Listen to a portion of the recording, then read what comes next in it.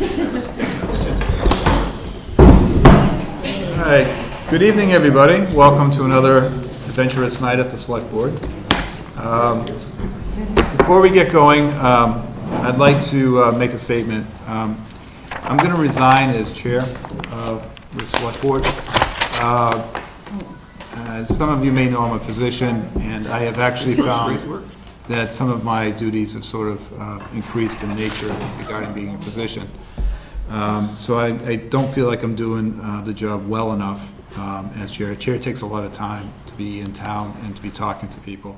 So effectively, as of now, I'm resigning as chairman of the Board of Selectmen.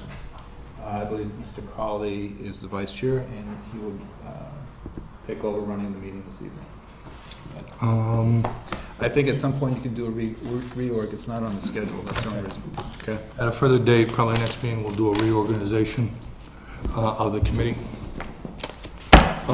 Amanda, you're up.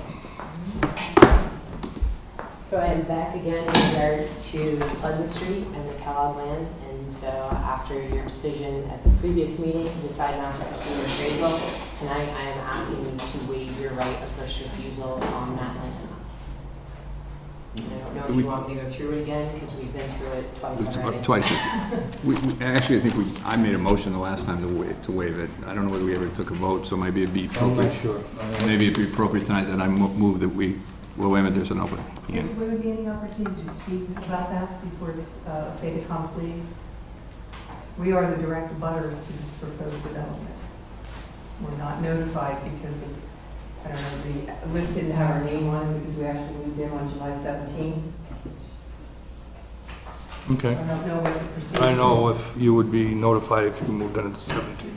You wouldn't be notified in regards to the 61A, which is what we're doing here, which is just the waiver of right of first refusal for the town to purchase the land. Mm-hmm. What you should have been notified about was from the planning board in regards to the actual development, which they had public hearings on. It was it last week, right? And it's going to continue to the next planning board meeting as well. I was just wondering if the board has already reached a conclusion that they are going to walk away from it and not purchase it, if there was an appraisal done to determine what the value was, and what attempts were made through conservation and environmental regulations with the state to secure funding, to get funding if we didn't have funding. I'm assuming it's probably a chunk of change, you know, it's a good amount of land, and I could understand that Southampton might not have money for it, but I was just wondering if there was a real attempt to conserve the land and any attempt to understand its value, and to see if there were other interested parties in conservancy roles and environmental roles that might have helped us by contributing funding. And actually, I want to understand if there's a conservation commission here, and if so, have they voted on this? How did they vote on this? What was their vote count? From my recollection of the Conservation Commission, I believe it was a 3-2 vote to come here and to seek funding to secure that land. Okay? It was presented to us. I think it was 2 weeks ago we took that vote from them, and then we put it out to the planning board, who responded they had no concerns. Okay? And I don't believe we received any comments from anybody else. It's a matter of some of the questions were asked, whether there was an endangered species, was there wetland areas, and stuff like that. And considering that we had a time frame was 30 days once we got notice. I mean, I think the board officially received the notice sometime around mid-August, and we received the notice the first part of Received the last day of July. Last day of July. We acted on it. We asked various boards to respond about it, and they did. We got one board that said they would like to do it. And it was conservation. That was a 3-2 vote, and we entertained it, but there was no reasons for securing the property. There was no wetlands. There was no endangered species. There's a naturalist that made that determination, or how was that? There was a determination by the planning board.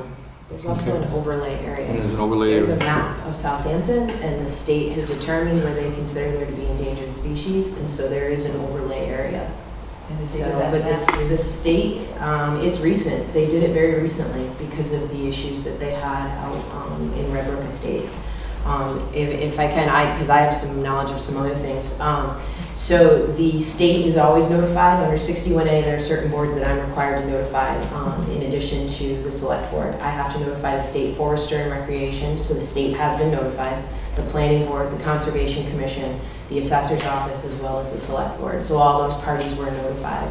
It's my understanding when the subdivision plans were first submitted to the planning board that the conservation commission, they send out to all those boards as well to see if they have any concerns. At that time, someone on the Conservation Commission did contact someone from a land trust, it was in Amherst, correct? To ask them about funding. So there were some feelers put out about funding, and my understanding is there was no conservation group that was interested in purchasing because it is actually only a 9-acre parcel that we're requesting come out of chapter.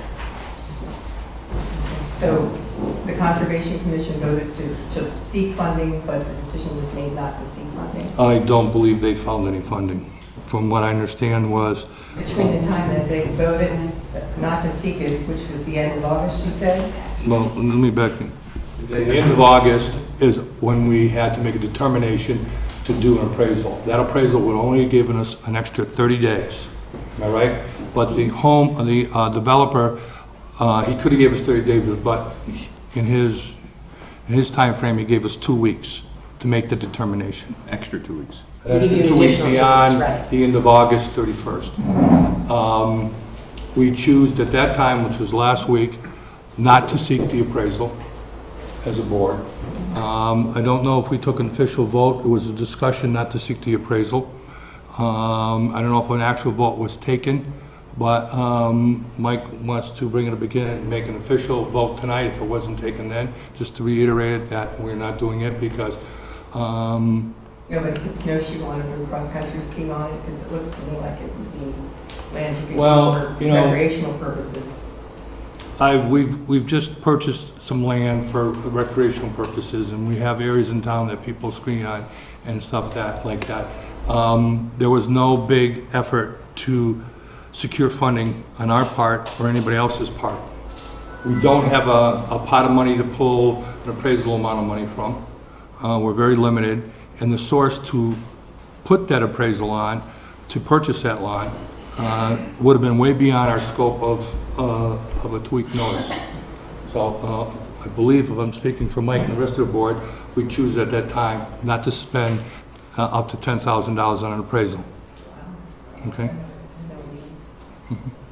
And that's basically what we talked about. All right, anybody else? We didn't want to spend, there was no good reason to purchase the land. There was no compelling reason to purchase the land. There is no, Other you know, than to contested preserve areas. the space, Other right? than, which, I The mean, character of the beautiful country. I mean, the other thing we talked about is, yes, there was a, in a nutshell, the planning board gave them an option to submit 2 plans. One to max it out, and another, a smaller one, to retain as much land as they can around it. In order so they could develop what they, I think it was a cluster unit complex, and they choose to do the latter, which I believe would moved it from 10 units to 8 units. From 18 units to 10 units. Okay, from 18 units to 10 units, and to secure all the land around there for agricultural use, which it is now.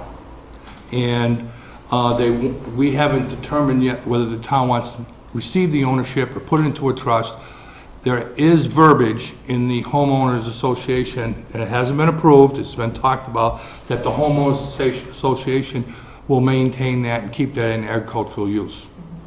That would be important to make sure that happens. But we do have other questions, because our property will be very much affected by this. It directly abuts the proposed driveway, which will be, the entrance of which will be like 15 feet from our driveway. So we'll have another 20 cars pouring out 15 feet from the driveway. But we do have a lot of questions, and maybe they're best addressed at the planning board, but I wanted to show up and get our names on the record. I'm Gail Santoro, Santoro. This is my partner, Pat Fabozzi, Fabozzi. We're the owners of the property at 83 Pleasant Street. No longer is under Jim Boyle and hasn't been since the middle of July. So we respectfully ask that if any other actions are taken, any other certified letters are sent, that went. Well, all I can say is there's a process, okay? And under the 61A, she notified the proper authorities. The planning board has a jurisdiction on how the developer is going to meet those responsibilities. And they can adjust and tweak what's necessary to improve the situation for the homeowners in the area. And I would advise you, Huge trees, I mean, if you've ever gone out there and looked, and maybe some of you have, there are 75, 80-foot tall trees. I've been on your property to prove various things that With wide have earth done on homes. them. I mean, if you take them down and replant them, they will never see that size again in our lifetime. And who's the youngest person in the room? Your lifetime, Well, So we just for what maybe- for it's worth is, when your property was there was a lot of trees, and they all came down too. we tried to You keep know, as many as and, we could. It was also under chapter. yeah, it was in their chapter. That recently happened under chapter. Yeah, unfortunately, we were moving from Wisconsin, so we weren't aware of all that. We have other business to do, but I would take your questions and your concerns to the planning board. Mm-hmm. And they did not finalize these plans yet. They're, I believe I So received we're it. not objecting to development. They've continued the I open don't think meeting the to the next conservation meeting. voted to seek funding, I think they voted to pursue. Have us, Right, but they didn't actually take a vote. to there was seek- talk about. But how they did not vote to No, seek funding. That's correct, I agree with you. He was just trying to clarify that there was no vote by conservation, there was a vote to have the town buy it. But there was no vote to seek funding, there was no actual vote, to actually vote to seek funding. Okay. But, Certainly. Toothless vote then, right? well, we have to exercise this vote under the statutes of the law that not to accept it. Okay? Sure. So we would just ask, formally, again, I want it on the record that we are the owners of that property now. And I realized that I think the developer did what they were slated to do legally. And, on July 15th, or whenever those records were brought in here, we didn't own that property, but we own it now. And so we want to be notified going Let me forward. ask you a question, this project has been in the We moved works here for from Wisconsin, several months in various stages, and nobody's explained that this was going in behind you? Now, potential development behind us is what we were told. Okay. So you were aware of something happening perhaps. But potential, but there was no time frame. But plans were submitted when you bought And the we house? didn't have people out telling us they were taking all the big trees down, because we've had, I guess, the subcontractors out there talking about taking down all those big trees. Yeah. And if a tree's right in the middle of the driveway and it has to come down, that's one thing. But if it's another one that makes it inconvenient for somebody, because they just want to mow it down, then maybe with the tree warden and some common Nobody's sense. going to do that. Okay, well, I don't want yeah, to but make with this common any longer sense, than maybe it we is. can agree to preserve as much as we can. That's our thought. Just being I have- in town, I have- we've tried to preserve a lot of land in this town. If you go out this way, there's a mountain and a cornfield that was, how many acres is that? Which one? Around the corner there, two brothers, the Searles. Searles. How many acres is Over that? 100 acres. Wolf Hill Sanctuary. Yeah, that is, I don't know, how many, 60, 70 More than acres? that. Yeah. So we do that, I mean, that's part of what we do, what we're trying to do. Yeah, the town Preserve the plan town. says that's what you do. Yeah. And that's what you're. But I can tell you from I've been the highway superintendent for over 30 years, and I've been involved with every construction project with subdivisions in that period, probably about 30 streets. And for the most part, on the planning board, which Mike served on for many years, have saved trees. And they just don't want them willy-nilly chopped down and have a barren area, because there are issues. He has to, there's going to be what they call a stormwater management plan, which means that anything greater than an acre disturbed has to have plans you have to follow, and are inspected on a weekly basis to make sure they're in compliance. So this is something the planning board will institute, as well as just approve the plan. And is there any plan that shows like the safety concern that we have coming down of our driveway with this adjacent? That's why you talk to them. Okay. They'll adjust it, they'll, I won't say, they'll have to have good reasons to adjust it. Yeah, we're investing money in landscaping our property. We know there's going to be a silt fence. We have an idea it should have hay bales, it should be stakes, so that we don't have damage done to our property. And these are things that you need to talk to them about, and if you have any problems, you can come see me, and I'm at the highway department, and I'll take your concerns with there also. We're always looking for volunteers to be on committees in town. Yeah, that's right. Okay. Volunteer for the conservation committee. 'Cause Any other questions on that? Didn't run it through the lab. Amanda, you have anything else for us? I don't. I just had, there's a lady in the back that had her hand raised. Are you saying that this is going to go back to 61A? No, what it is the inside core of this parcel will be developed for 8 or 10 Right. building lots with a street in it. The surrounding acreage around it will be kept for hay fields and for grazing. And I'm really curious to know, because we have to show profit. Is someone there going to be? But I showing don't, profit? I believe the land, what they wanted to do is give the land to the town. Well, I understand that. I don't think the land as a whole, Amanda, is it the whole land, is any of that land staying in 61A? The areas surrounding the cluster of development, but they hay that area too. Okay. And I mean, they have additional, Who's they? the Kellogg's do, but they have additional income, they have additional land in 61A. That So parcel- they have, that parcel they has have, to- has to but be they also a have 10-50. land across the road, so. That doesn't consider that parcel around you. But, I mean, all they have to show is $500 worth of profit, and so But haying the in land that and selling but it. in that acres, not on. Either way, that's a question for the assessor, and that's an issue for the assessor, not what we're addressing here. So I mean, whether or not, Kellogg's will be filing papers for 61A. it's because It's that already in surrounding 61. parcel is not coming out, it's remaining in chapter. The only thing we're asking to come out is the area, the 9-acre area, Well, that is what gonna be I'm saying divided. is we have to attempt. Why don't you to make a address it to profit. me? I'm sorry. Address it to me and then we can get the answer. We have to attempt to make a profit. Correct, I understand what you're saying. Okay. And I'm sure that the assessors will make sure that they do the same thing. But not on the property across the street.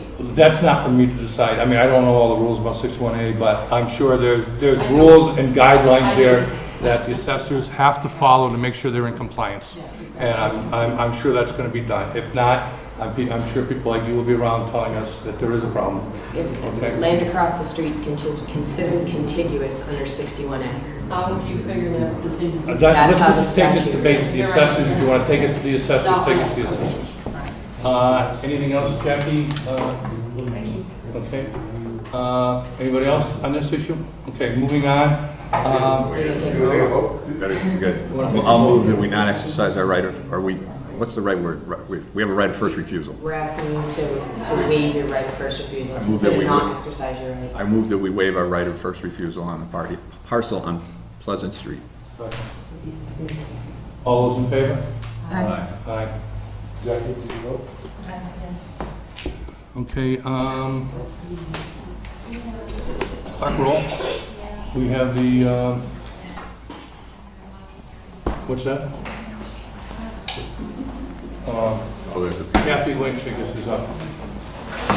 Kathy Lynch is from Channel 5. She's going to do the presentation about joining the Easthampton Cable Access Network. Is that correct? That's correct, sir. Do I sit here? You can go right there, that's fine. So the projector is not cooperating with me, so I won't be presenting. But what I can do, noticing that everybody has fabulous new iPads, is I can give you a website and we could look at the video that I was going to show you, which is short.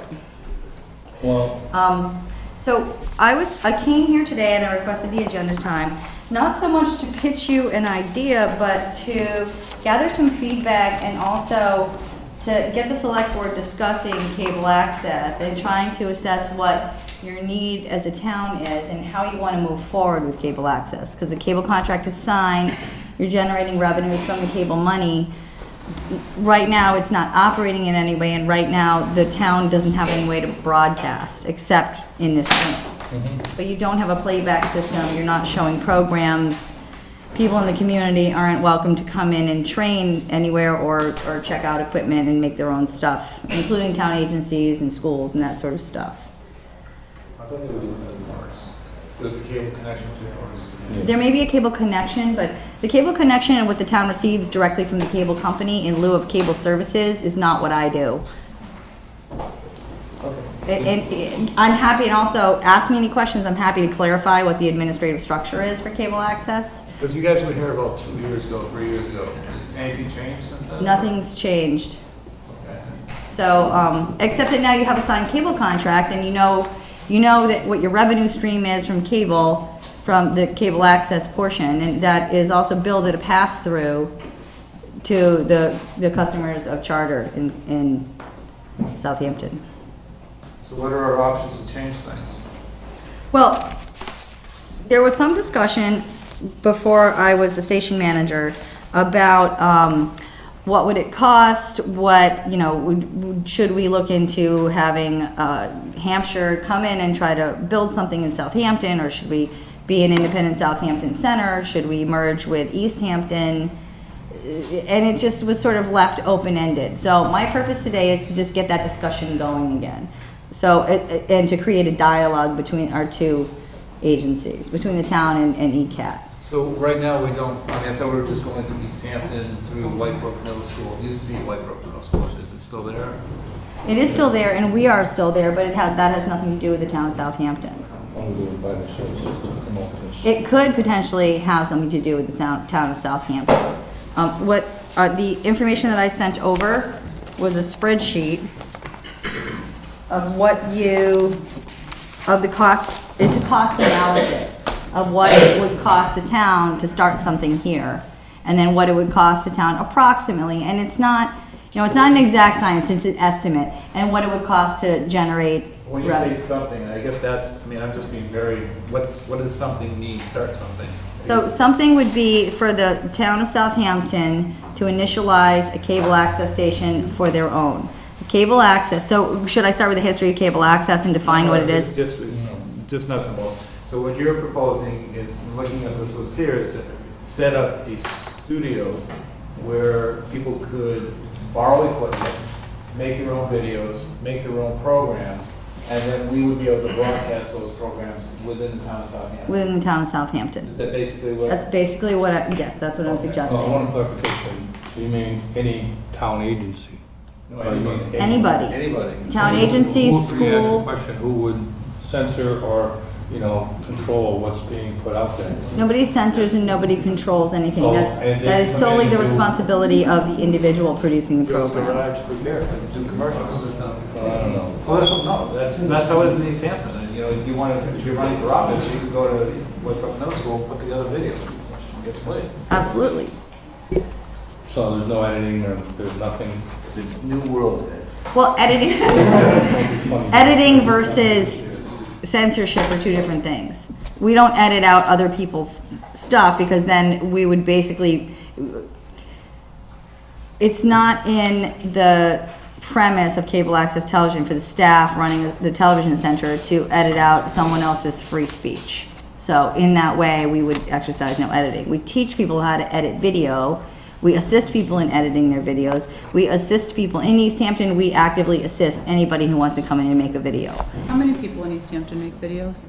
Right now we have about 13 producers that regularly do stuff, and then we do lots of little projects with people too. Who are those people associated with? It's a number of people. We work with Riverside Industries, we work with government officials, we work with the school department, we just as an act of goodwill go out and tape a lot of school productions. We engage in a number of collaborative projects that try to help generate revenue. As an example, we go out in the springtime in the concerts in the elementary schools and we videotape the concerts with, 3 or 4 camera shoots. We edit it, we make a product, we sell it to the parents who get a $10 DVD, which is affordable, and then we donate half the money back to the school music program.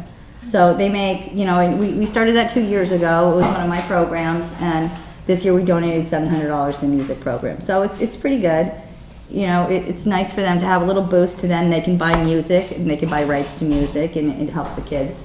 How would the town of Southampton get their access for the Hampshire Regional? How would the town of Southampton get? Hampshire Regional has various programs up there for, filming and communications. And how can we get our students that are up there to be involved with this, but through the Hampshire Regional high school as well? Well, I hadn't thought about that, but my initial response would be to set up an internship program that's accredited through the school. So you're talking about creating like a student internship type. Yeah, so, I mean, I have taken. We talked about filming these. We talked originally about having your station set it up, to train the interns from the high school and come down and take that part of it over. Well, Right. Why not be doing this at a 5-town level then? And basing this at Hampshire Regional, and then you'd have 5 towns to divide up to $34,000, $35,000 cost. I don't know which towns are on the charter system, which towns are on the Comcast system, and which towns are on the, is it Time Warner out here? Does it matter what system you're in? Because does. isn't this a federal program? This is a No. federal, it's a state. It's a federal mandate, but it's not, it's a local program. Because you can sort of work that out with the No, law. you absolutely can. It's not technically possible. Charter doesn't have any sharing rights with Comcast. They have completely different hubs. Basically, what happens now is a signal that's generated from this room goes to Chicopee, and then from Chicopee it comes back to Southampton. Similarly, in Easthampton, we go to Chicopee, and then we go back from Chicopee to Easthampton. Now, we could go to Chicopee and then go to Southampton, or we could go to Chicopee and then go to Easthampton, but we can't go to where?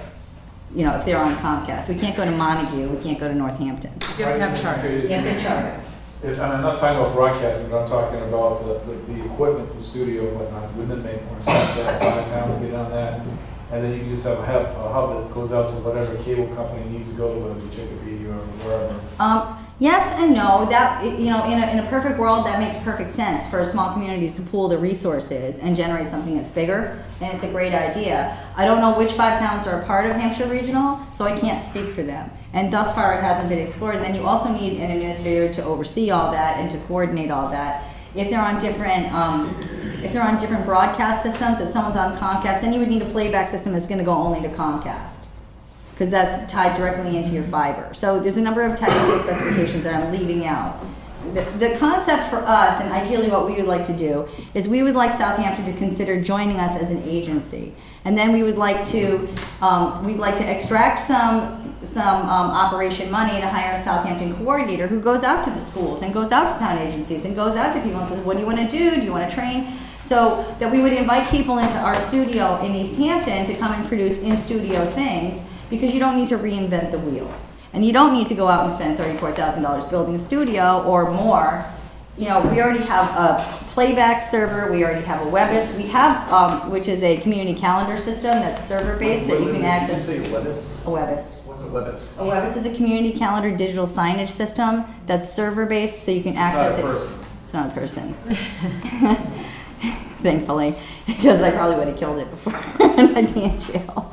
But you can access it from the internet. So the assistant town administrator or the town administrator, whoever's maintaining your community calendar, doesn't have to go into the basement, click a switch, spend an hour and a half down there updating everything. It can all be done on the web right from your office. The police can be given a user ID. They can issue, you know, no parking bans or whatever, emergency weather issues or any kind of emergency announcements. There's a number of features that we can offer Southampton, who's generating just a small amount of income from your cable subscription.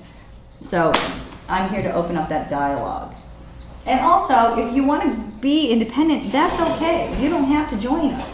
You know, I'm not super hot to take on additional work, but I think it is fair to the citizens of Southampton and to the cable subscribers who are putting a little extra money into the kitty to have access to what they're paying for.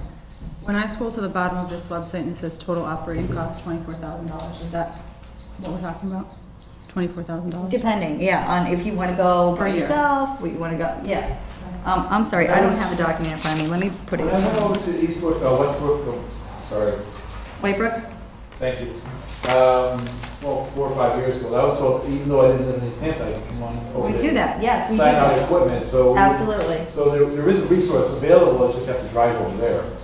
It's our resource, and it's, and I think it's a grace that we extend our membership to Southampton, because before now Southampton didn't have access television.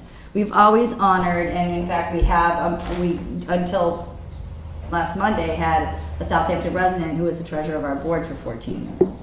The communities, these two communities are intertwined, so it makes sense in a lot of ways. What you can't do is you can't broadcast anything. You don't even have a VCR hooked up to anything that you can broadcast. So nobody is enjoying nobody from Charter is enjoying what they're paying for thus far. And that can change. You guys could decide that you don't want to merge with us, but if you merge with us, I think you get a lot of benefits. Well, I saw a letter in there from Mayor Tosner, and he's a strong supporter of you, and I know Mike, but I mean, you won't get an answer out of the board tonight. I'm not expecting one now. There might be issues we need to talk about and get more answers from you, like, I'm concerned about the intern program with our students that go up to a higher level, and they're involved with communication programs at Hampshire Regional. And I know we're spending an awful lot of money and paying for that wing up there for communication and theater arts programs and stuff like that. And I just like to see the community involved, but I also like to see our secondary higher ed students have a chance at this too, and see if we would promote a more established program. I hate to have this board just say, go ahead and do it, and we don't know what we're doing. I'd like to talk to the school, I'd like to see what they can contribute, and see if they're at all interested in taking this another step. And maybe even being involved with administrating it and making sure proper things are involved in it. I mean, I'm speaking for myself, but any of the board members want to jump in. Yeah. I would, excuse me. I'm actually an advocate of media literacy. I taught teachers at Hoyt Community College, and it's basically talking back and having a discourse about what you're watching on television. I teach it too, yeah. Right, media literacy. And the kids can produce their own videos, and you know that they're on their computers and they live in the media, and this is another way to get them off of those, the iPhones, and actually get out there and be active. It is, and we try to incorporate student participation where we can. But I will say that we are not here to subsidize the school system. They have their own budget. Right. We are here to provide free speech rights and access to equipment to every single citizen who wishes to have it. That's our mission, that's our goal, and that's what our mandate is. That being said, it's not a bad idea to collaborate with schools. We launched last year a video contest at Easthampton High School to support the superintendent's message of choosing Easthampton as your public school internally. So we launched a video, we put up a $100 prize, and we got 5 or 6 submissions, which is pretty good considering everything was due the week everyone was moving to a new building. So, you know, and so we've started that level of collaboration with Easthampton students. We take Easthampton student interns, usually generally in their senior year. We've had a lot of them returning that we can then stipend to go out and shoot a football game or cover a meeting somewhere else or go see Art in the Orchard or come out and videotape Southampton Veterans Day activities or whatever it is. Or produce a video to pick up trash. Or produce a video to pick up trash. Actually, I have a Southampton transfer video, right? Right. I mean, Southampton transfer video. Well, we already did that one, yeah. Yeah, that we just did that for you guys gratis to create goodwill between our towns, between our agency and the town of Southampton. You know, now it's sort of confusing for people because if anything in this room breaks, who do you call? You know, usually I'll get a call and then I contact an engineer and then you have to submit an estimate and yada yada who. So, I mean, I think that the town would benefit from having a contact person to say, this is messed up, what can we do about it? You know, certainly if, I think, Reggie, was it 6 months ago, we were having a problem with the broadcast and the volume. There was a volume problem with the broadcast and we had checked all of our equipment, everything was functioning properly, and it turned out that there was an encoder problem in Chicopee and everything that was going to high definition wasn't being encoded properly, so all the high definition customers were having a problem. And then everyone who had a regular old set was fine. Does anybody else have questions about this?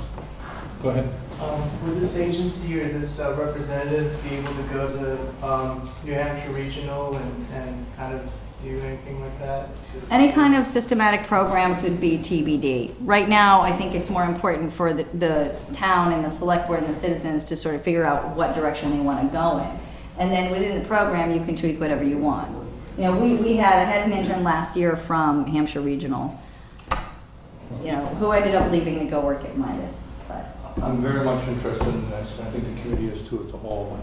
I think we need to talk about this further amongst ourselves. Okay, do talk about it further. And I would like to also talk to people regional and see what they're doing up there. Maybe get them involved because there's as many people in this building wearing definitely a lot of hats and trying to get things done for the town as a whole, but we could use some more help. So before we jump into another venture, I'd like to make sure we can do it properly and correctly. Okay, and so should we set up possibly regular dates that I can come and we can check in with the progress, or would you like to designate? Well, you can check in with Reggie and probably come this visit us once a month, be fine. Squeak wheel gets attention, you know? Right, or, yeah, that's true. Well, you guys did do a survey, an assessment survey. You did that on your website. There wasn't a high I response. haven't seen it. Was it- I have the It was a results while here, ago. but it was a little bit confusing, I think, because some of the questions were, you know, do you have charter communication services? Do you watch programming on Channel 5? 41% said never, but then my, I guess, rebut was, well, there's nothing on Channel 5, so what is there to watch? Sure. You know, so, anyway, we do a lot in our If community. you could wrap it up, we're gonna move on to other things. Okay. I do appreciate your time. I'm sorry about the technical problems. It's okay. So what I'd like to do also is, tomorrow I will email the board a video link to our website, which hosts a lot of, we also do web hosting, so everything that we produce, we put on our website. We do a lot of government in Easthampton, is what we do. But, and maybe sometime between now and a month from now, you could just go watch it. There's a little show that's 7 minutes long that says what's on ECAT. It gives you a broad spectrum of all the kinds of things that we play. We could be playing them here, you know, even if it's in the short term, you know, it serves the community to be able to have Let me ask you programs. this question. Is there any particular time of day that might be good for selecting to stop and see what you're doing behind the scenes? Sure, call me up, we'll make an appointment. Okay. Yeah. Not Thursday night, because we're having a live debate, but. Thank you very much. Sure, thank you. Kathy. Donna, you got a guest first tonight? Yes, Clark Darrell. Hi, Clark, how are you? Good, how you doing? Come on up, they're hot.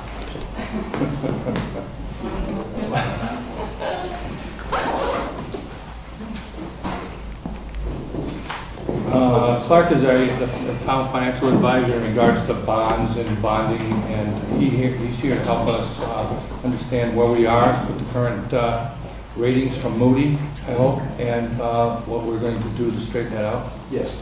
Okay.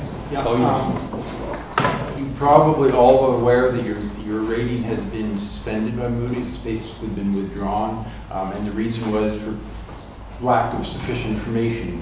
Moody's now, once they rate a bond, both rating agencies are much more regular at doing periodic surveillances, just to make sure the issuer is still the rating they ought to be or just the rating accordingly. This was under a periodic surveillance. They were not satisfied with the information and suspended the rating. There are three things that Dawn and I are working on to get the rating back, and I suspect it's going to probably take at least a few more months. First of all, we need the fiscal 2012 audit done. Secondly, we need to comply with the continuing disclosure submittals, and third, we need to get an OPEB valuation done. And let me just walk through the three of those quickly.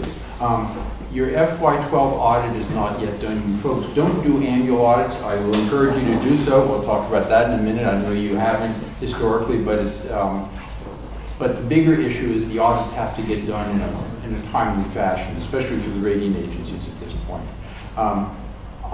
For all practical purposes, given both what the rating agencies expect and what the market expects through the continuing disclosure submittal, audits ought to be done by March 1st of the year following fiscal year close. You essentially have 8 months. And that's doable if all goes well and then scheduled properly.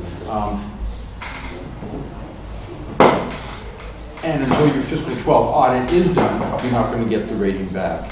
In terms of annual audits, I know you folks don't do them. I think, and that's okay, you haven't committed to do them, but I think you're going to have two possible actions that are going to prompt you into doing them. One, Moody's has been threatening to pull ratings of communities that don't do annual audits. They've done this to you folks, they threatened originally, and they also actually did to your neighbor to the north, town of Westhampton. They told them the same thing.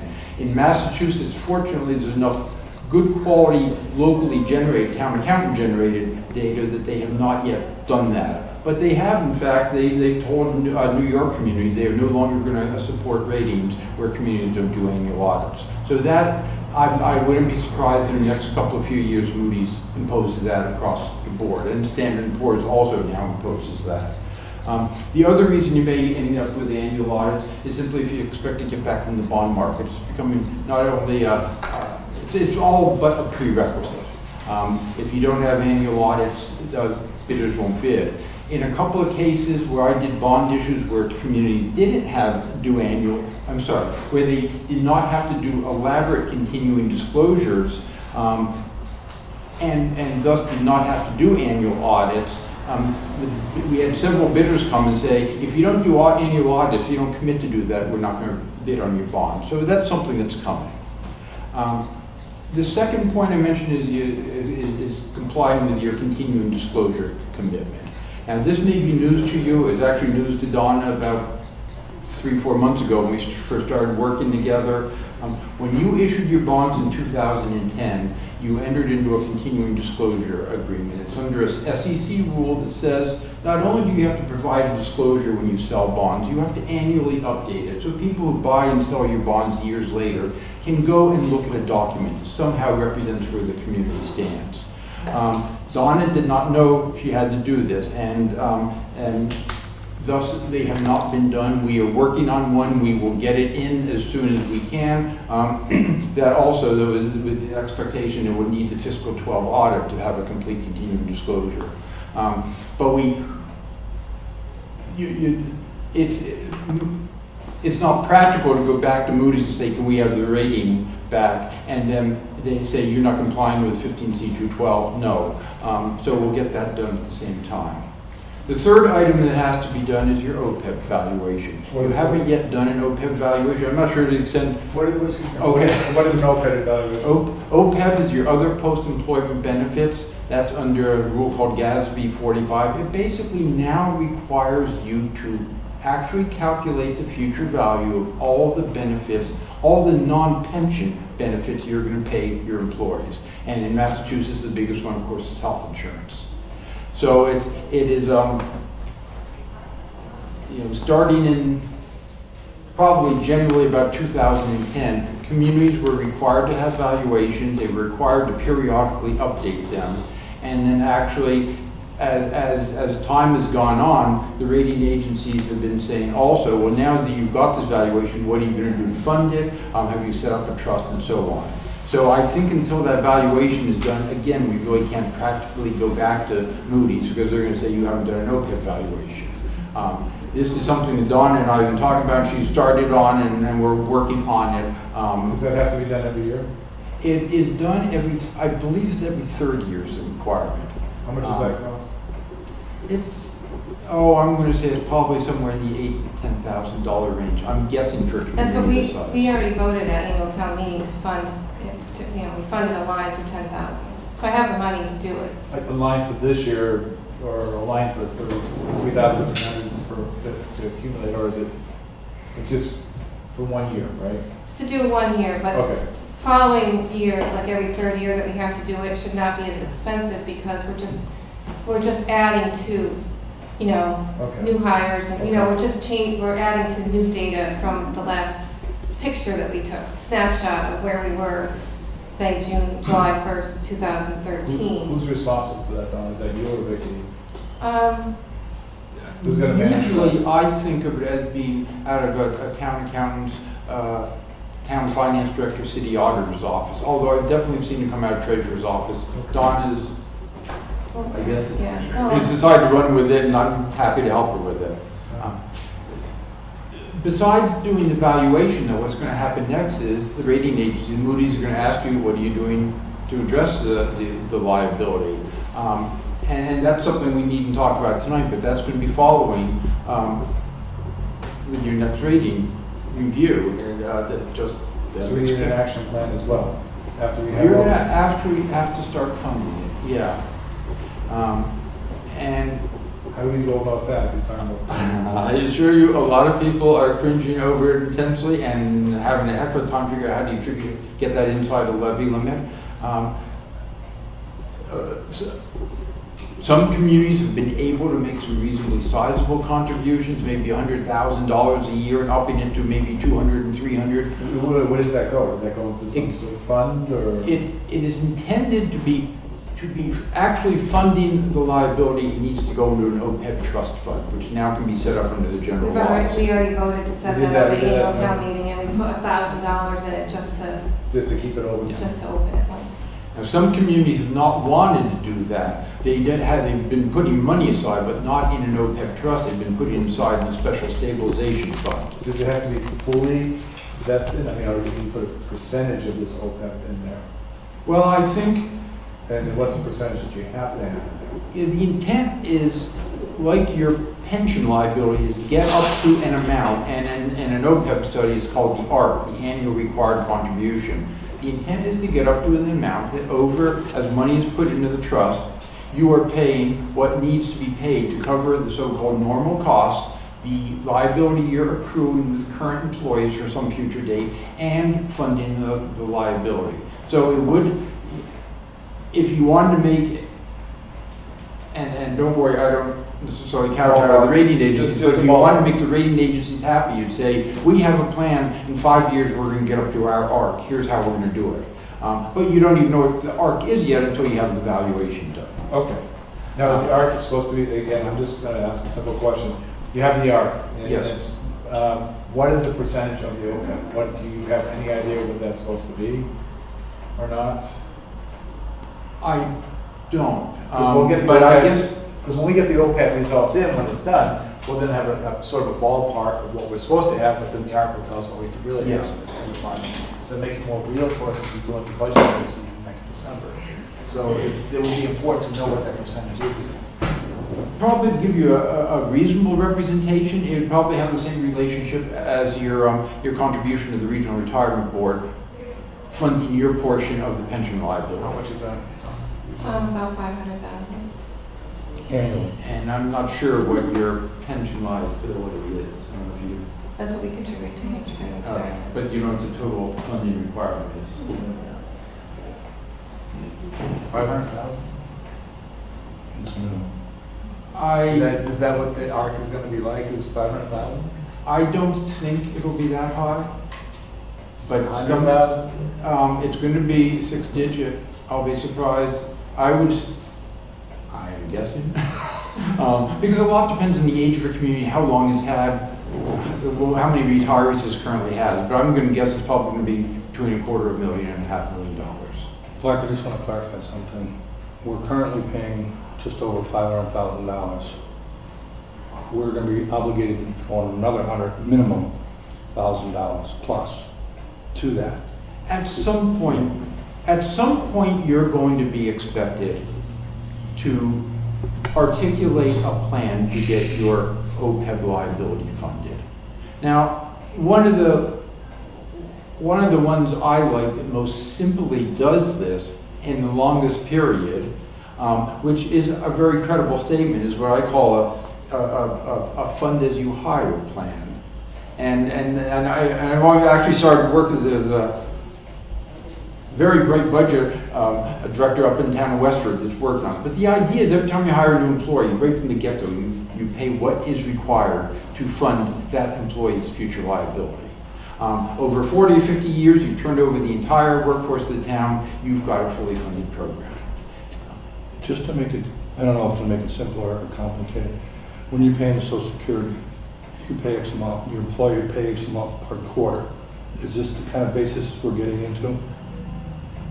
Well, We're going to put our money up front?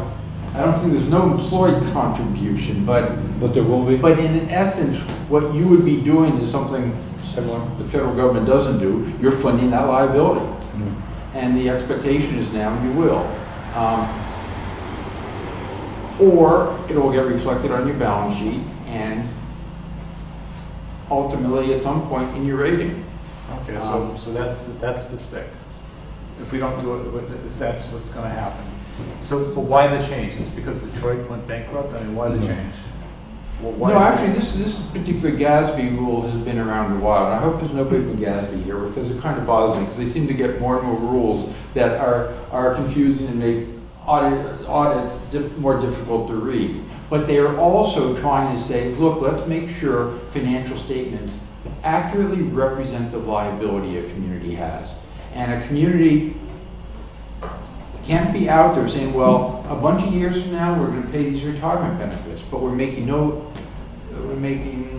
doing nothing to fund that now, and GASB has said you should be doing so. If you don't, it's going to show up on your balance sheet. The rating agencies are going to look and react accordingly. Well, we already lost our rating, who cares? Oh, yeah, I'm just, I'm kidding. But Donna, what is the timeline of this? Is it this budgetary run, or is it next budgetary run, or? Starting to fund it? Yeah, what do you think? I'm certainly not suggesting you're going to get up to that arc overnight. Just You need to know, know it's on the horizon. that we- It needs to have a line item Yeah. with some attention to the on an annual basis. I mean, I for example, and I don't believe the Hampshire Regional Retirement System is as far along as the Berkshire Regional Retirement System, but the Berkshire Regional Retirement System will have its pension fully funded in, I think, 2020. And thus, there are communities beginning to put contributions in, and then know in 2021, their assessment to the Regional Retirement Board is going to drop considerably. And they're saying, and we're going to put that towards funding OPEB. I mean, this can be incrementalized. It needs to be. You're not going to, there are very few communities that just gone to the voters and said, look, we want to vote an override to start funding our OPEB. This Gatsby, I believe it comes up almost every year in the annual state budget when they're doing small town funding for, to get their match from the state. They talked about the retirement rule, to keep pushing it back 5 and 10 years. And the governor has been pushing it back 5 or 10 years to balance the state's portion of the budget and help out the cities and towns. But eventually, I remember hearing him talk that eventually this is going to come due. And now it's coming due. Well, it's been pushed off, what, several years now? Oh, for They're not fully ages. funding, yeah. Yeah. I mean, practically speaking, what ultimately will happen for a community that does not fund any of these liabilities is they'll just continue to absorb the cost on a pay-as-you-go basis. And as they get more and more retirees, it's going to get more and more expensive. And I seriously, that's an imminent concern to you folks, but some of the older cities in Massachusetts ought to be very concerned because their OPEB, the amount they pay for the retirees is quite substantial. I don't want to take up too much of your time worrying you about OPEB tonight, but the different approaches communities would take. I can talk to Don about that, or maybe another time we can just say, here's some of the strategies other communities have done. But I do think, and I know your comment was sort of a joke about what do you hear about your rating, but in some respects you may say, if you think you're going to get back into the capital markets and issue bonds again, you're going to want to be able to come up also with a statement, and here's what we're doing with the audits, and here's what we're doing with our OPEB liability, because that is a question. I mean, you really have to, I'm sorry?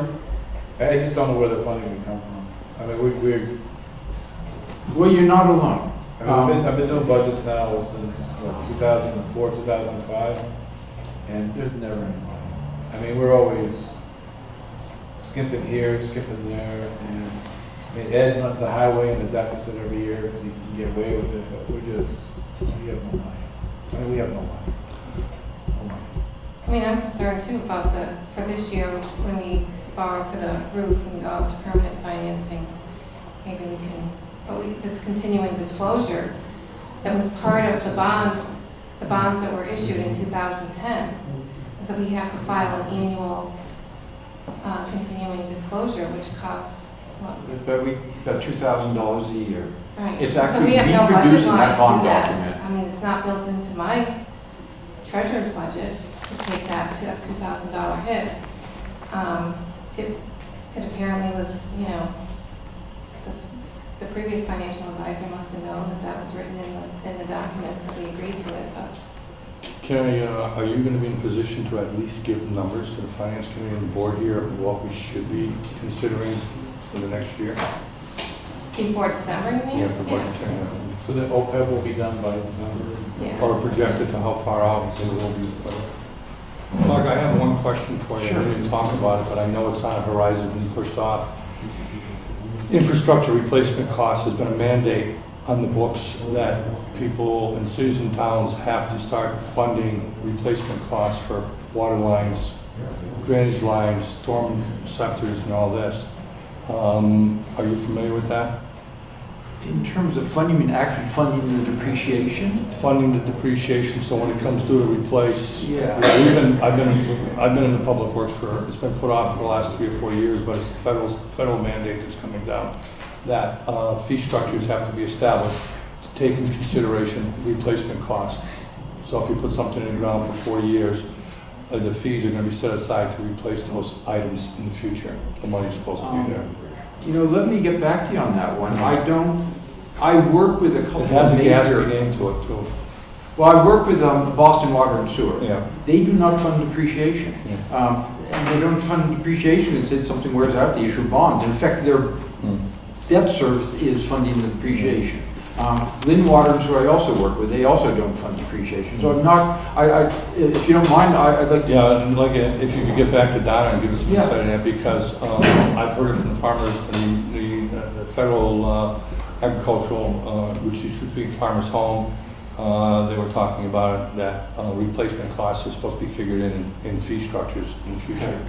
And I know they pushed it off the last couple of years, but I don't think they're going to push it off to next time. I will check on that, because I'd want to know that myself. Yeah. Let me just bring up one other topic too, because I think it's important, because we did have a little bit of a concern about it. Fortunately, everything is fine. But on the school roof vote from town meeting, because of the amount of it, it required a legal opinion from bond counsel. And bond counsel tripped over a couple of the so-called legal requirements they expected from you. And I think the important point here is, and unfortunately, you have a couple of bylaw requirements that are very stringent. And I suggest to you either, well, I don't know, but this as nicely as possible, either you comply with them or change them. You have 2 bylaw requirements. One that requires, it basically says that no money is to be spent or appropriated without it being considered by the Finance Committee, and the same without it being considered by the Capital Improvement Committee.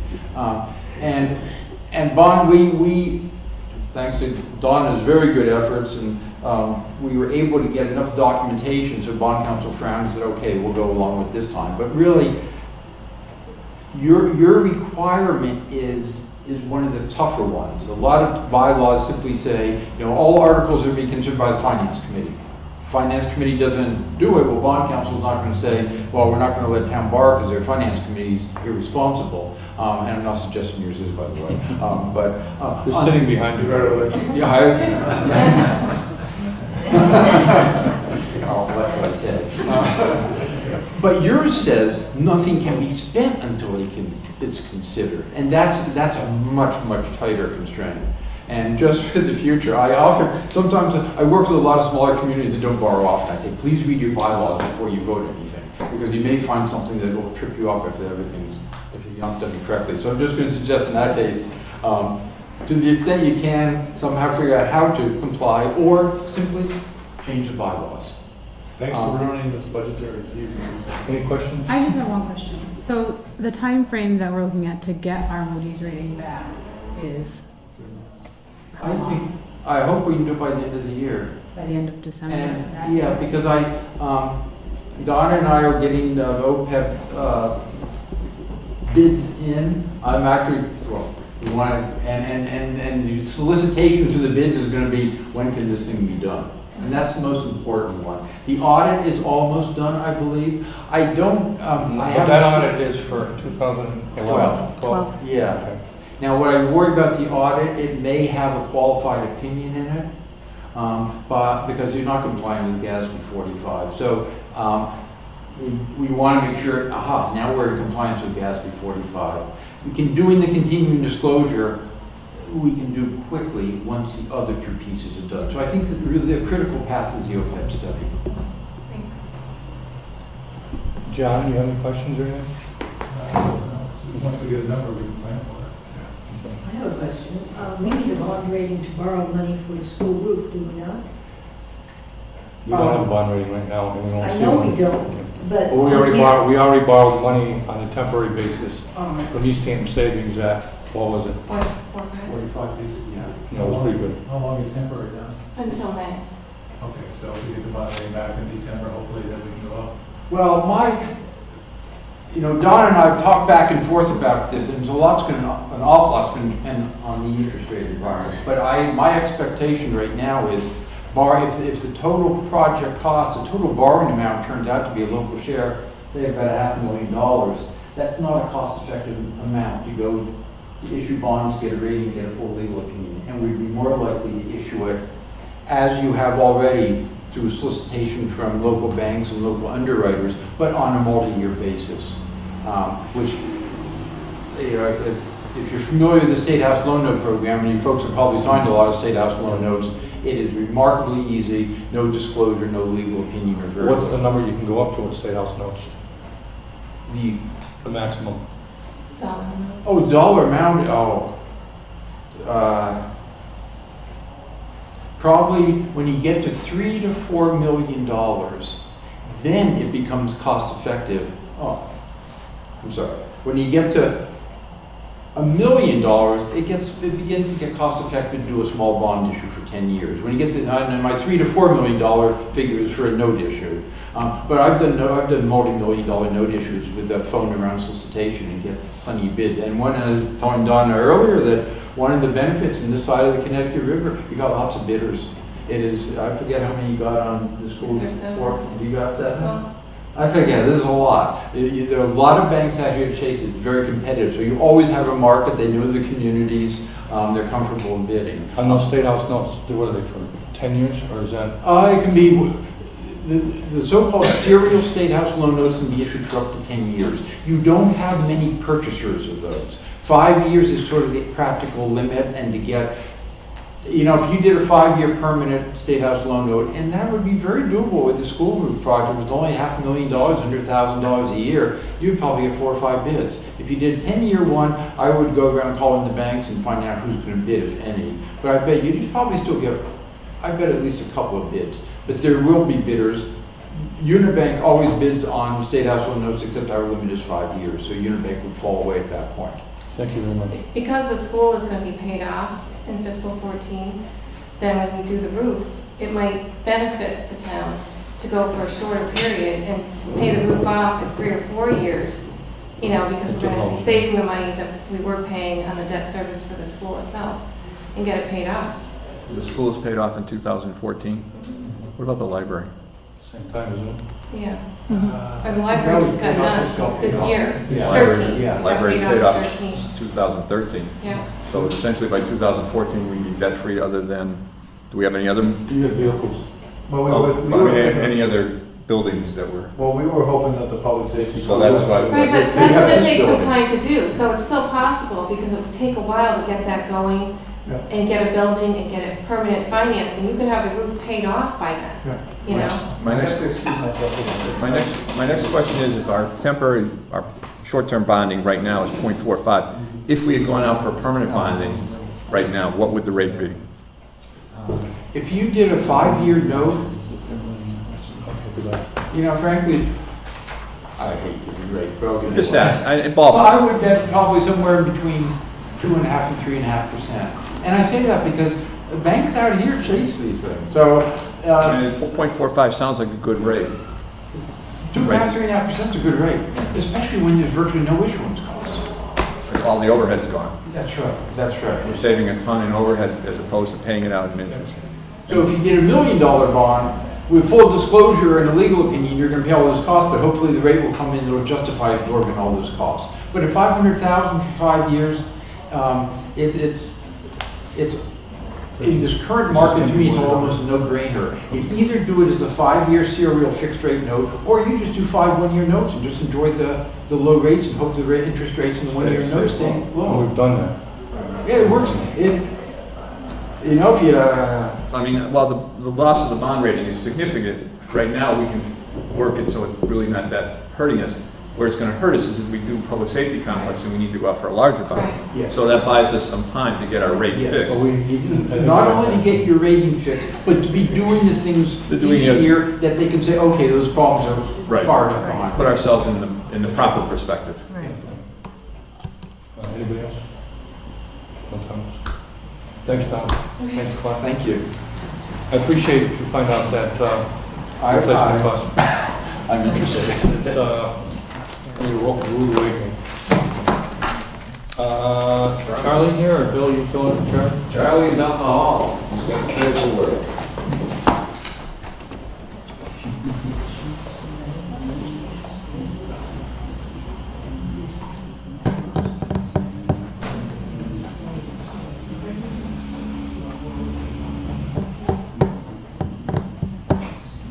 You're up, Charlie, let's go. All right, I'll be quick and easy. That's fine. I brought Mr. Barker with me, so if you're upset with anything, he's responsible. I got big shoulders, Charlie. We finished the land survey work on that parcel. You have the master plans, you have the Mylar, you have the descriptions. You also have a nice, quick and easy report from the survey company. I'd like to read the summary to you, because that pretty much puts it in a nutshell. The town office and fire station property survey consists of at least 11 tracts of land, of which recorded deeds were found, plus 2 tracts which we know exist, but no deed or legislation action could be found. This is like looking at a patch quilt of every which way in the world. Okay? Finally, there's 2 additional tracts that were identified from 1829 deed, but no attempts were made to identify them because there was no descriptions to speak of. We have an existing county road that you're presently sitting in the middle of. Yeah, I read that. Yikes.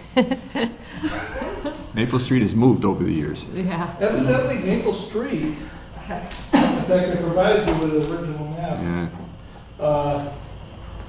This was quite the history lesson on this title. It didn't You would, plan on you would, embarking on I mean, this. you would have thought this was done in the 1600s rather than the 1800s for the descriptions that are there. Yeah. Missing parcels and, The road that's actually by the church here now was called South Road back when, and you're standing in the middle of Maple Street. So anyways, that's said and done. The survey company basically said, we strongly recommend that the property line plan just completed be recorded at the registry of deeds because of the complexity of the ownership pattern. For the same reason, and to clear up and remaining title problems, we recommend that an article be placed at town meeting warrant taking the land as shown on the plan prepared by the surveyors. Explain that one at town meeting. yeah, We're trying to basically clean up the deeds. right. And at this point in time, it's the only practical result of what your work you've done, which has been wonderful, and we need to clearly define this parcel of property that we now sit on, and that's the attempt.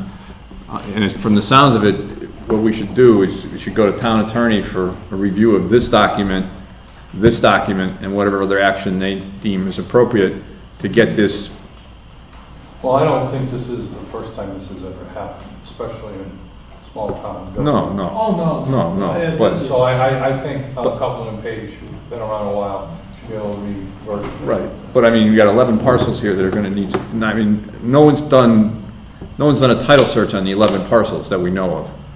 All we did was locate the parcels and see if they link to the Right. the principal land. The next issue is gonna be whether there's some deceased heir in 1855 for some parcel that we're now sitting in that's Right. never accounted for.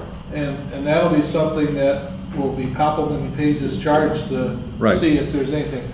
My layman's opinion is there's nothing. Right, but I mean, I saw one type, My question is, this Maple Street, was it ever discontinued by No. town vote? There's no record. no of it. record when you We read went it. through town meeting. We had And town county clerk. commissioners, they found nothing. Well, I might have something, but I have all discontinued roads from 1700. Yeah, but they, from my remembering of reading this, they couldn't find any discontinued, it got filed, or was that a different one? I don't remember. We found, One got filed and never acted on by the county commissioners. right, everything's just been sitting out there in limbo. And That's not going on. yeah, and there's also the other issue of records are kept online at UMass for some of this stuff, and some of the stuff is not kept online. And it's like, okay, how far do we go back with this thing before it gets Right. You're To be saying, ridiculous. you're saying the earmarks that this was a county road? Yeah. Yeah. Now, in fact, if you see your paperwork, Ed, that was actually extracted from one of the town meetings when they went to Just for your build this information, building. Route 10 was owned by King George. So, You knew him, didn't you? yeah. But I mean, Well, there's one deed here that references the heirs of somebody, so that prickled my hair up right away when I saw it coming in from the heirs of somebody, you know, did they account for all the heirs? And, but, I mean, this is a great document and a great thing, but now we need to refine it and get it cleared up before someone. Yeah. Well, I would like to clear it up and have it established once and for all. We have various monies that we can use, but I'd like to know what this is gonna cost us to have it reviewed. Well, could we have Reggie get us an estimate from town council? And the, sign what Charlie's got, he got an estimate, and Mike, you're more than a lawyer, but do we need to do a deed research and all this? I don't know, that's the question, that I don't know. We may not have to do title searches on these properties if they're, but is there a paper copy in here? There's a paper copy, there's an electronic copy, and Because if they- you actually look at this is just an example there's of a what's paper. in there, but all the deeds are listed right on the printouts. But I'm thinking that paper copy should go to Copeland and Page after we get an estimate as to the cost, and then see what they think is necessary to clear the title up on this parcel.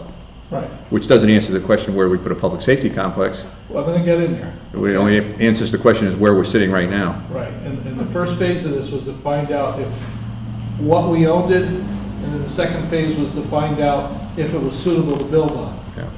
And also, the money allocated to do all this research was $10,000 at town meeting, and we've spent about $7,500. So it may be possible to take that couple of grand to use it to pay Copeland and Page to finish this up, because it's for this. I doubt it, 2,000 is gonna cover it. Well, and not only that, but it was given to the committee as, For a particular purpose. yeah, and not to, this is a more general purpose than their charges. Well, We won't know until we find out. Find out how much. We're gonna have to pay for it. We might. I think it's important that this gets to bed after 175 years. plus, It was a lot of fun reading that, Charlie. I'm telling you, I was hitting everybody out there, and everybody, I can't believe this is going on. I've just got a question on the budget. Legal is half spent through the year. July, we spent half the fund already, so we've got about 12.4 left. Do we have money elsewhere to cover Copeland and Page on this? We spent half our money already. In July. Is that part of the settlements that we worked out? I don't think that's accurate. I don't think that's accurate. So reports that I haven't seen any legal bills come by me. Those were the reports that were published. Maybe that was prior year, You're off. not for FY14. Well, it was. We need to check It into was it. spent in FY14 and put on the account, so if it was for FY13, it shouldn't have spent it in Correct. FY14. I agree with you. Nothing was submitted in FY14 for legal expense, to my knowledge. So we'll look into it and find out what the details are. I don't think we even received the bill yet, have we? No, we didn't. Because, I mean, we settled up all the lawsuits. There's been very little activity. The only thing that was the property out on, Brickyard. was, is it Brickyard? Yeah. Yeah, Brickyard, Brzezowski's, whatever it is, I can't say it. That's in FY13. Oh, that's 13 too? Well, we'll have to check into that, John. Okay. We're not aware of any money. That's what's showing on the expense reports. Okay. Next, John. Now, as for the public safety complex being situated on this site, based on the soil evaluations that have been conducted, there's no soil suitable to support an on-lot septic system here. So basically, this site doesn't work. It's not an issue of deed restrictions, land volume, or anything. It's just, there's no place to put a septic system. And we did a number of deep holes, you know, I was out there as well as the engineers, and there's just nothing. So, that said, it puts the Public Safety Committee to ask the question to the Board of Selectmen,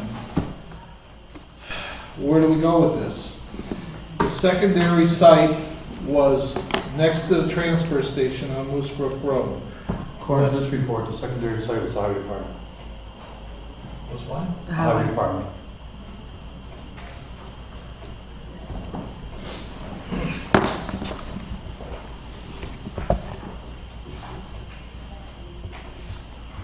Do we have the report in here again, It's Reggie? under your projects, under Projects. Dropbox projects. We did talk about the highway department last time. It's called Complete Report PDF. You're right, Ed. Yeah. You're right. The question came up, though, with the discussion was, are we going to be building a highway garage and then a public safety complex? Or are we going to move forward with a public safety complex at the transfer station? And that's where the committee needs direction from the Board of Selectmen. My own 2 cents on this, I think you ought to take a look at both sides and do a pro and con from both the chiefs' perspective. It doesn't make a difference for me, but I think there should, if something goes up there, can the public get there? Are they going to be able to get there and find it properly? I just seriously think that there was due diligence done in your first report, Charlie. I think the one with John Furman and your group, and you had 3 sites, and those are the 3 sites. But I do think that in order for us to make an evaluation, we need to hear from the chief saying, this is better for the town, better for us, it's going to be, you know, more advantageous, what are the future costs, do we have to upgrade the bridge?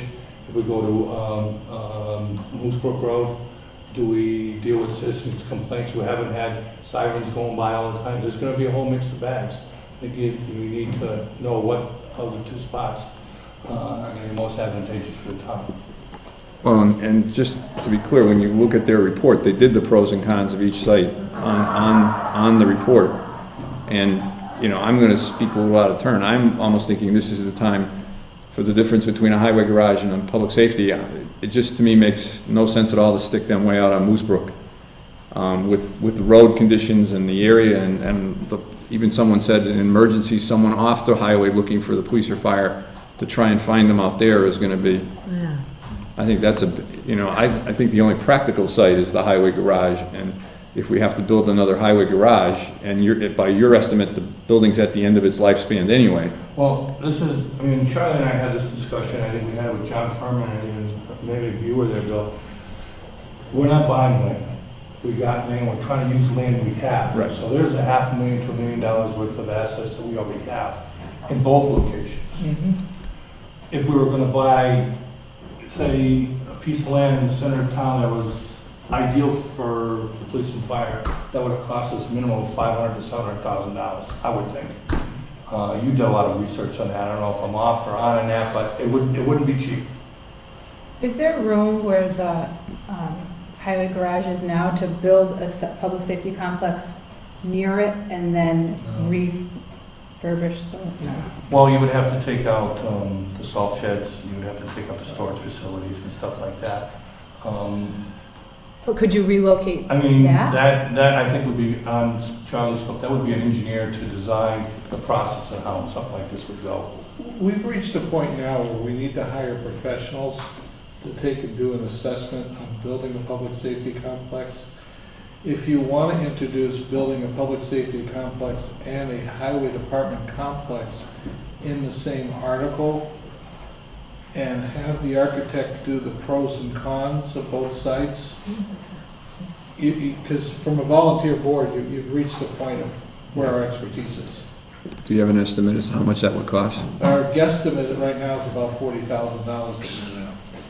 You know, the police and fire, they got, we talked about this 2 years ago. They got about, and I remember in my notes, we talked that they probably had 3 to 4 years left where they were. That was 2 years ago. It's getting tough for them right now. Highway department's got about 10. Is there any way to switch the highway department to here? You don't want that there, because you got to build salt sheds and stuff like that. It's still going to cost you money.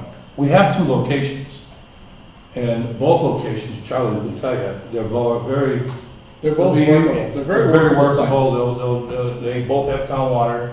They're both very close to gas. They're very close. They both have probably approved sites for Title V work to be done on them. The only thing I'm saying is, you need to look at it. It might very well be that they move up to Moose Brook to the same site.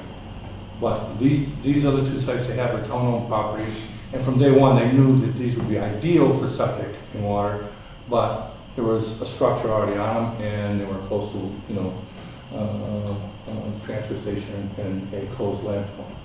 It would be a no-brainer if the highway garage wasn't there and it was open land. That's where we put the public safety complex. The question becomes, where do we get the 40,000? That's why we come back to you guys. I mean, Why you bet the big bucks? the reality of it is, we can start drafting an invitation for bids and incorporate both sites and that, but you still need to move forward if we're trying to find funding. Well, let me ask you this, I don't think it's gonna cost $40,000 to take a look at both sites and do a site assessment only, not structural engineering and stuff like that, but a site assessments and do, you know, a layout on, you know, how they could work, okay? We don't need to design them ready to bid on both locations. I do think that can be done a lot less money, similar to the feasibility study we did in the past. But if you're gonna go full-blown drawings and stuff like that, you're talking 10, 15% engineering and architectural fees of the total construction cost. So if you, say, do one building for $3 million, the engineering and architecture usually run 10 to 15, and that's good for reform. Okay? But, you know, there's a lot of questions to be answered, and Charlie's right. There's a lot of answers that we don't know about. I don't know the opinion of both police chiefs and fire chief, whether they want to be up on the backside of the landfill, and, you know, it's different. It's different up there, right? And we got new neighbors that could be subjected to alarms and sirens going off. We need to get input from the public and just not shove it down their throat. But we need to do a study in both these areas, if these are what you're going to do. Well, the first question becomes, do we believe that there's a need for a police and fire station? Oh, to me, that's a no-brainer. Right. Yes. Second question is, do we think that the best location is one of these two sites that we have? There's no other site being suggested? There's no other sites that are owned by the town. Right. I don't, Charlie, do you investigate private sites? No, we went a little bit with it, but when we started realizing the time frame and the amount of money, it was like there wasn't no sense of going out. Right, and where in the center of along College Highway is there a site anyway that? You're just as far away as the highway department. Right. What about across street from Cummings? Well, it's almost as far as, that's almost as far as being at. Because at one time they wanted to put a large development there, and that's Frank Wayne's property.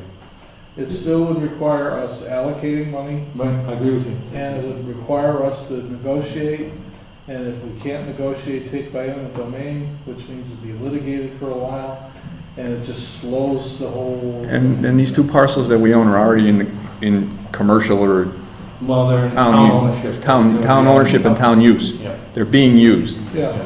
in a town capacity. Yeah. So, I mean, it makes sense. The only question that needs to be answered is whether we do the highway garage at the same time. I don't know how you're gonna do that, because unless you put both on a bond issue. Yeah.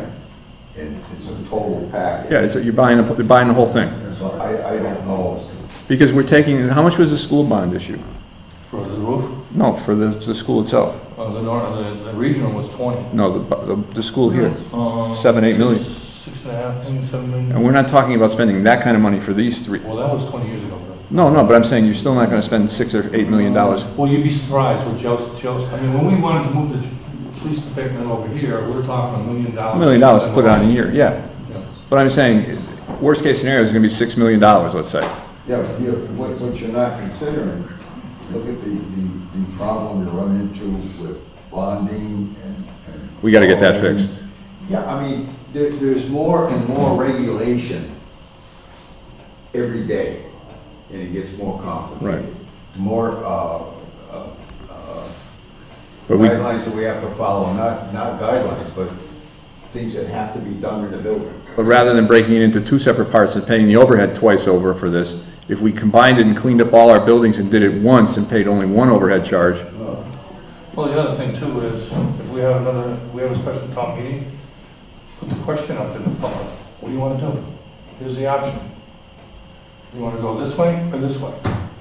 I mean, Well, but I think make this, but you know, we need some direction from the public. But we need some money to decide what what we want to. what we got, so that we can present to them some logical plans. The question then becomes, where do we get the money, John? I mean, reserve only has 34,000, so we could deplete that and still not have enough, which I don't think we want to do. Well, can we solicit bids and see what it is, and then come back with a number once you have it? Well, we have to put together sometime. Yeah, but most of those bids, they need to have an assurance in 30 days or they're no good for payment. Mike, is this a bid for the actual buildings? No. Oh, okay. So that's a whole different. Right, no, site. It'd be a design Feasibility concept, design concept for those two sites, those DPW, or highway grants. Is there any planning, Pioneer Valley Planning that can help us with that? Because you're We'd ask basically them. looking at three They scenarios. have, Fire police at the landfill. they have consultants. Or putting the highway department. What are you, excuse me, what are you gonna do with the old police station? The old town hall? Sneeze. But I mean, what if you did the Wait a police? minute, police station, or are you Yeah, saying if- fire station? No, the police station. Oh, that's If you gonna- renovated that building, okay, and then put the highway and Oh, yeah, fire in absolutely, one not building that. over I don't there. have The problem is Not- hold it not- one second, there's a problem with the septic system. Sitting there, the septic doesn't barely work. Okay, but if we fix the septic system, Unless you're gonna bring nature in. Yeah, you can't, it's too wet. And the soils are terrible. so what are we gonna do with that whole parcel there? I mean, it's. Sell it as is, or keep it for auxiliary use, I don't know, something to come. Right, yeah, that's the next thing that has to be planned for, is the use of that building. But I'd move that we get some estimates, get some ballpark estimates, so that we can go to finance committee to see where we get the money for. I don't know how else to approach it. I have no problem to do that, but I don't think we need to go out to bid. I mean, we can solicit and Well, that's what we I'm- can talk to people and say, hey, you've done this in the past, what are we talking about? Right, well, I'm saying get some sort of number that we Get an can, estimate. get an estimate that we can then decide where we're gonna spend this money from. So do you want, if I may ask, 3 scenarios? Putting public safety complex off Moosebrook Road, putting a highway department off Moosebrook Road, and putting a public safety complex on Thornhill Road? If I had to make a decision, I would say put the highway out on, No, do you want the estimates to be yes. that way? Oh, I'm speaking for myself. I know, what I'm saying is it gives you the 3 estimates based on the 3 scenarios that I'm understanding. Say that again one more That's time. using all town land. Yeah, Yes, basically, I scrabbled this up here, but the first scenario is building a public safety complex on Moosebrook Road. right, What would it cost for that, for an estimate to get things Right. moving? The second estimate is building the highway department off of Moosebrook Road. The third one is building the public safety complex off Former Road. Wouldn't those two, 2 and 3 be one? Because if you're gonna put the public safety complex on Moosebrook Road, then you're gonna have to put the highway department. Yes. So is it just, Well, right, you so, may end up right, with, so it'd just be one, number 1, and then 2 and 3 as one. it may be that you end up with 2 different type of architectural engineering firms, because the public safety complex has a different menu of equipment and personnel, because it's housing individuals, whereas the highway department is doing water reclamation off of washing trucks, fuel depot, and that. So it may end up being that you have 2 different, I'm not sure. No, That's- I've definitely engineers have built several of them. And- Both of them. and can't we say something? And I'll be honest with you, when we did we were doing the library, we had people coming in with projects. We asked them to come in and do presentations to us, so we could say, this is the type of engineer we want. We had interview proposals on what these people did. And then we said, well, we're going to request proposals from them that we liked. I mean, if you, There's all ways you can do it, but you have to, there's various statutes you have to use. but when we're designing this facility, there can be some consolidation of the overlaps. I mean, the truck washing and the reclamation and that sort of Fire thing. department and the police department are going to need the same, the DEP is not any different. When you wash a vehicle, you have to. But why can't we build one set of service facilities at the highway department, and they gotta take the fire trucks out there to clean them, rather than build 2? Yeah, that's fine. I mean, rather than duplicate all the services, consolidate what services we can while we're building all 3 structures. Very and- similar to what we do with the fuel. Right, but I mean, consolidate as many of the services into one location that we can, and build two different facilities. Correct. But not duplicate, Correct, I agree with you. Let's not have double. no, truck washings or whatever else. Excuse me, I asked Ed at one point about the old town hall, and you said something about the septic tank and, The septic system, the soils over there are very heavy, and they're not conducive, as Charlie can tell you. They're very similar to what we found over here. They're very heavy, and they're not conducive for septic systems. Actually, case in point over there, part of the parking lot, we had to deed back to the Matsons so they could get an approved system, and they had to dig up the parking lot, and we had to deed that back to them. The current system we have over there is a minimum, and it's working better now that everybody's out of it, just the police department, but it is a failed system, and it's leaking into probably drainage structures over there, similar to where this building did years ago when the school was here. It leaked into the storm drains. It is not conducive. We made repairs for it in the past, but the soils are not ideal over there. right, If you go over to the library, which is the same type of soil, you'll see an elevated system there that was built up on clay, and it had to be manufactured. That's why you have big candy canes in front and this big mound in the back and in the front of the building, because the soils are not conducive. right. Because the building was only for a library, it didn't need showering and cooking and stuff like that, so it could meet the Title V based on what the use was. But now you put that use where some showering, cooking, bathing, washing dishes, throws it into a whole different gamut, and we're not gonna pass it over there. Right, I just wanted to clarify that in case somebody thought, why aren't we using the old town hall to do something? And I didn't know that, now I know. The footprint's too small. Yeah, and it's too small, yeah. It's just not a plan here. Robert? Robert Floyd, 15 East Street. Many people believe the deed for that property, the old town hall, restricts it to only town hall usage. I think you're probably right, Robert. Which presents a problem. Look at me, I didn't research I that. wasn't going to say a word to that. So where are we? We're gonna have them get some estimates and then go from there, Steve? I would try to get some estimates, and, Okay. there's several firms out there, even Time Bond, getting involved with this stuff. Taylor's and Bean. Only because of the fact that we reached the point where this land isn't suitable, it was timely to come back to this board and say, whoa, what do you guys want to do here? And voice this out.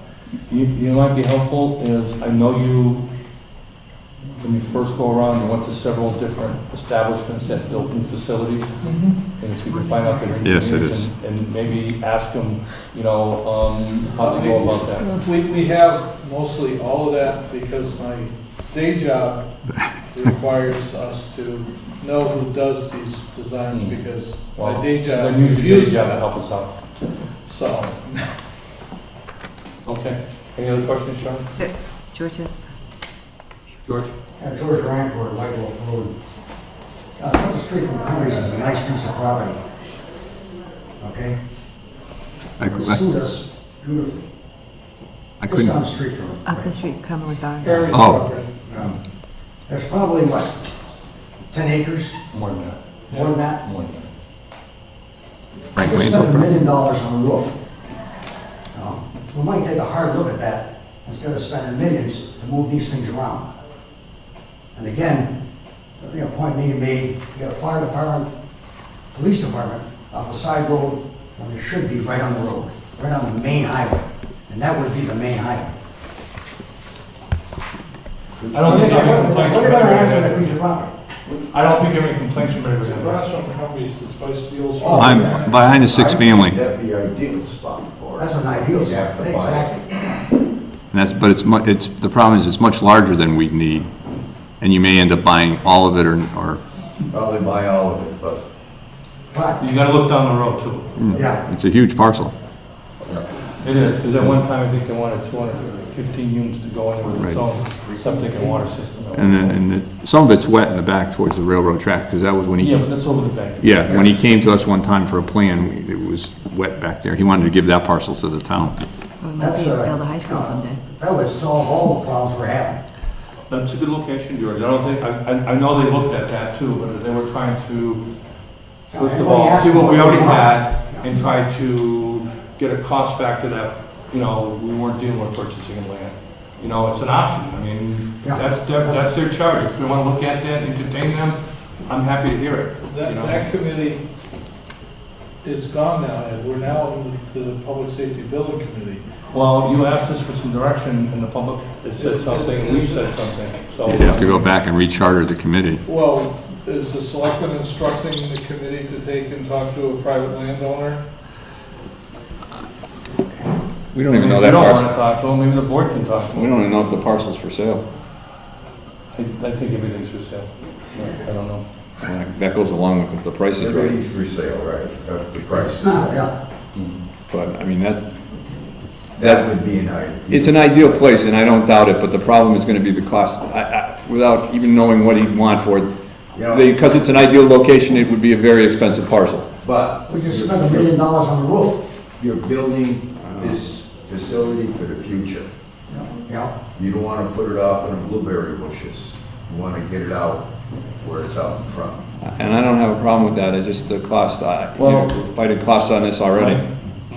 Let the committee talk. If let them talk amongst themselves. If they want to do it, they can do it. You know, if the citizens think that we should ask the current owner. Well, why don't we just do this? We can send it from this board. We could have Reggie compose a letter to the owner of the parcel to see if there's any interest in transferring the ownership to the town. That'll be easy. I move that we send a letter from the select board asking the owner of the parcel if they're interested in I prefer you did that. transferring the ownership if it was for sale. That would be good. Do I have a vote? Aye. Second? I All those in second. favor? Aye. Aye. That would be an ideal location. I think it's better than this one. Oh, yeah. I'm pulling out of Then you here. could put both places at one place? Yes, And then you leave then you'd leave the highway where it is. yes. Right. All in one place. Well, there's a lot of other things. You got fuel depot there, you got salt facilities there, there's a lot that's there already. It's already permanent. Just what I need. I don't have my EpiPen with me. Anything else, Charlie? Charlie, anything else?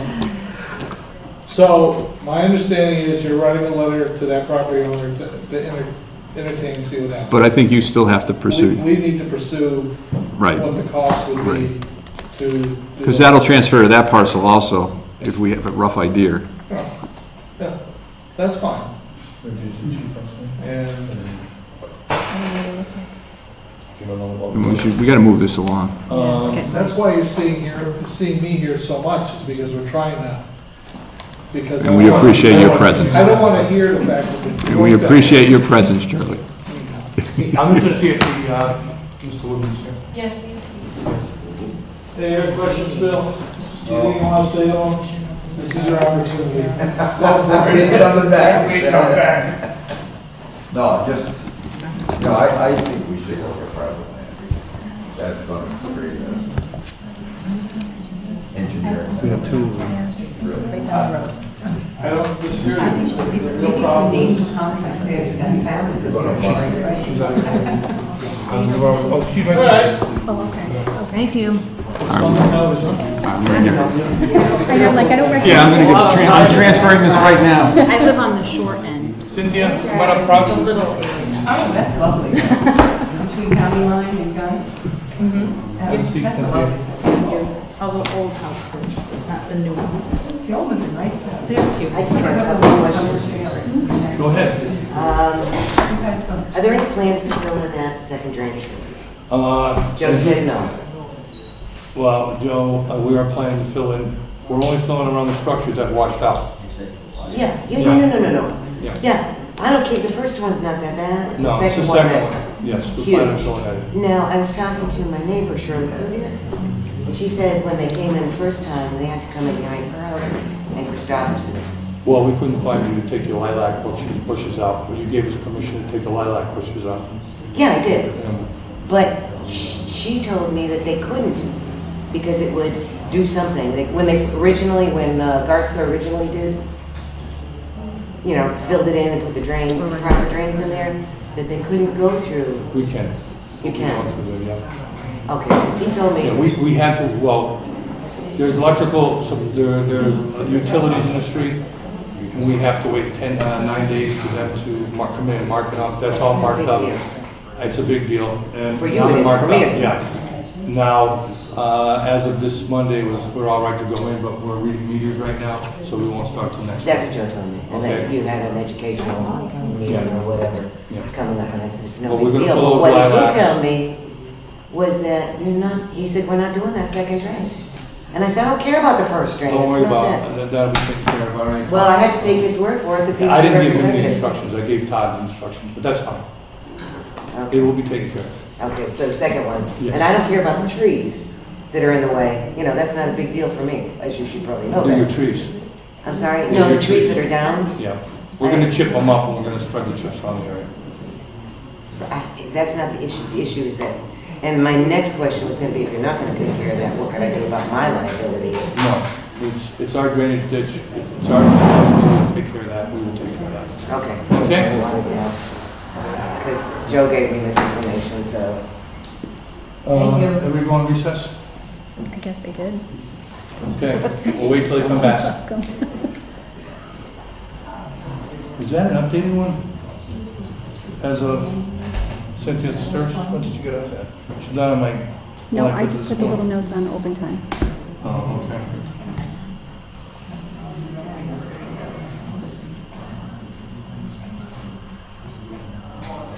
While we're waiting for them, is there open time for the public, anything you want to bring up? At what point do we want to talk about the committee for the town administrator, because we've got the ad center? We'll talk about it as soon as the full board comes back. Okay, and we'll bring that up so we can move forward with that. Okay.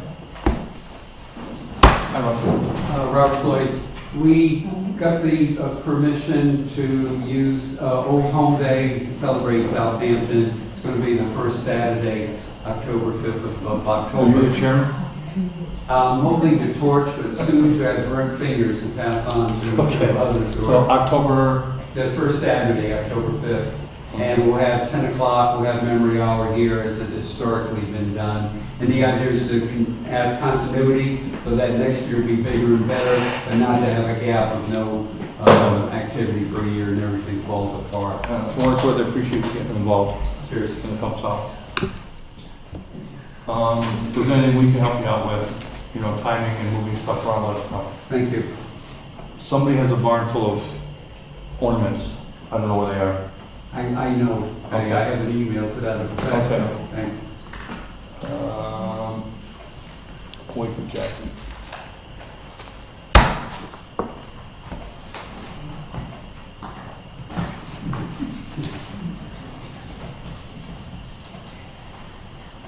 Where are we with We need to sign Can I this do letter. this? We need an update on this letter we can sign. What it is that the state came in and talked to our fire department about paramedic services, and they need an increase in A little bit more verbiage in here information. as far as what we're gonna do, and Reggie's got it spelled out here, and you need to sign this and send it around to members and send forward.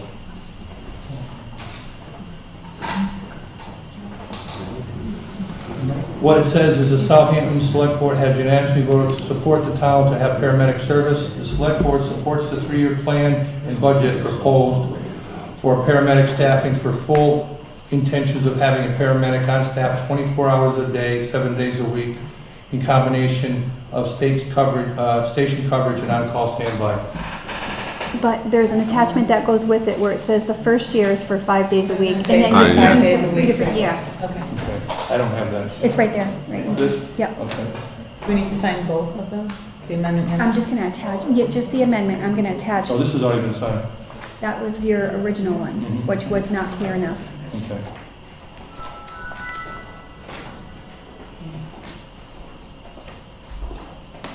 But did they wanna see? Yeah, this is, But it doesn't have all the details. Jackie, Jackie's not here. Here's all the details. Anybody else open time for the public?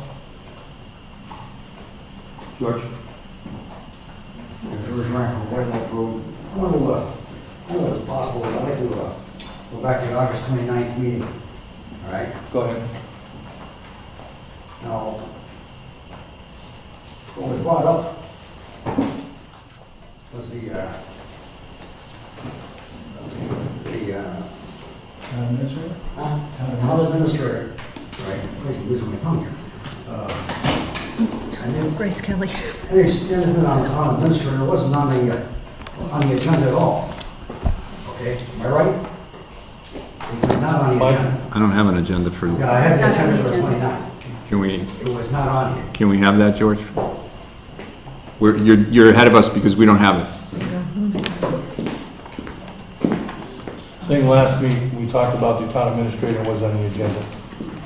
Was not. Yes. That's his point. Usually it's on the agenda, but. Right. And we talked about it.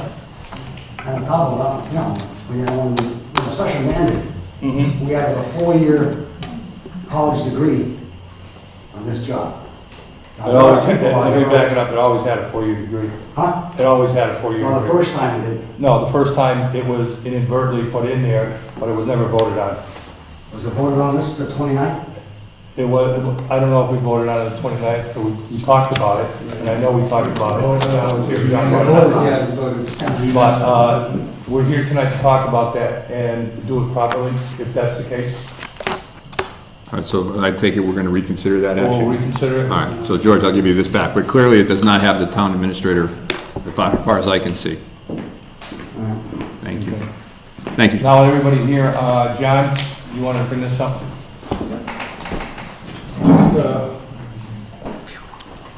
I sent after last meeting, I sent an email to Reggie basically asking for what the board had asked me to do as a chair, which was to get a copy of the job description so I can add the minimum education requirement to a bachelor's degree to get advertised as soon as possible. I didn't get a response back, but I did have a copy of the job description, which I took, gave it to an ad agency, and they created a job. So it's ready to go posting in the papers as well as the Beacon. And I guess it was on the email that Reggie sent to the board on September 4th. My letter was attached to that. So I guess there's a question on whether at that meeting you could bring it up or not and vote on it. So in order to do it the right way, obviously we want to. Well, we're going to we'll redo that. Right? We're going to be redoing that tonight. Right. So that's why I need to know, because I got everything ready to go, like you said last time. So I want to make sure we're on the right track here. So let me state this. Last week we took an action which we shouldn't have because it wasn't posted. So I want to make a statement that we take that action back tonight and redo the action over. And what did we do? I know I was here. John brought up the idea that we did not have a town administrator. The town administrator did not take the job, and that we talked about not reestablishing, having the committee continue on with their duties to select, advertise, and to bring 3 candidates to the board of selectmen. After we did background checks. After we did that. But we changed the educational requirements. Right. And actually changing it back to what it was, the job description in 2012 has it in there, and it was amended on 4/10/12. We, select board removed required and replaced with suggested for the 4-year degree. Can you see that note? Is there a note on it? Yeah, absolutely. Because there was an article in the paper that that vote never took place. That vote did take place after the fact. Can I continue? Mm-hmm. I looked at that transcript that was done on that, and the past chairman, which was Jess Dodds, voted to table that until he could research that. And that there was an article printed in the paper to that effect, that it was never voted on, that he had asked to have it tabled until he could research it. And then somehow it got misconstrued that it was part of a change in the job description. Now, after I read that report in the paper, I looked at the online scripts of that, and there was no vote taken that night. He asked to have it tabled so he could research it and see what it would be like to have a non-4-year degree, and he never got back to the board. Excuse me, may I Go say? ahead. That vote had taken place after the fact. What I saw. And I will every- provide those minutes that that vote did take place, so it was not inadvertently added. There was an official vote on the table. Well, I don't believe I seen I that will in the provide those minutes transcript, and- or I didn't see it in the recorded of that meeting. That meeting was recorded in its entirety. Okay, I can get the date and the minutes for you. Okay. I'll look at the film too again. Right. Show. Is the issue at hand whether or not we need to be adding in the 4-year degree? Is that what we're trying to decide? It's the difference whether or not between we're gonna- required or recommended. It's the difference between required and recommended. I would stand firm on my decision last week that a position like this, I think it should be required that someone have a 4-year degree. This is a really important job. They are essentially taking care of the whole town, and a 4-year degree affords that person time management skills and organization skills that maybe somebody who doesn't have one isn't able to get.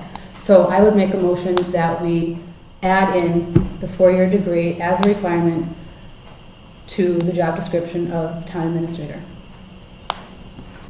Anybody else? I personally feel that we need a 4-year degree, primarily in municipal government, accounting, business management, and that field. I think it's imperative that we have our leaders and our experts and our people advising us to be in the same parity as people they have to deal with in a professional basis. And I do believe that it's important that we have someone with at least a 4-year degree. Okay, well, I would just like to say, how I feel about this.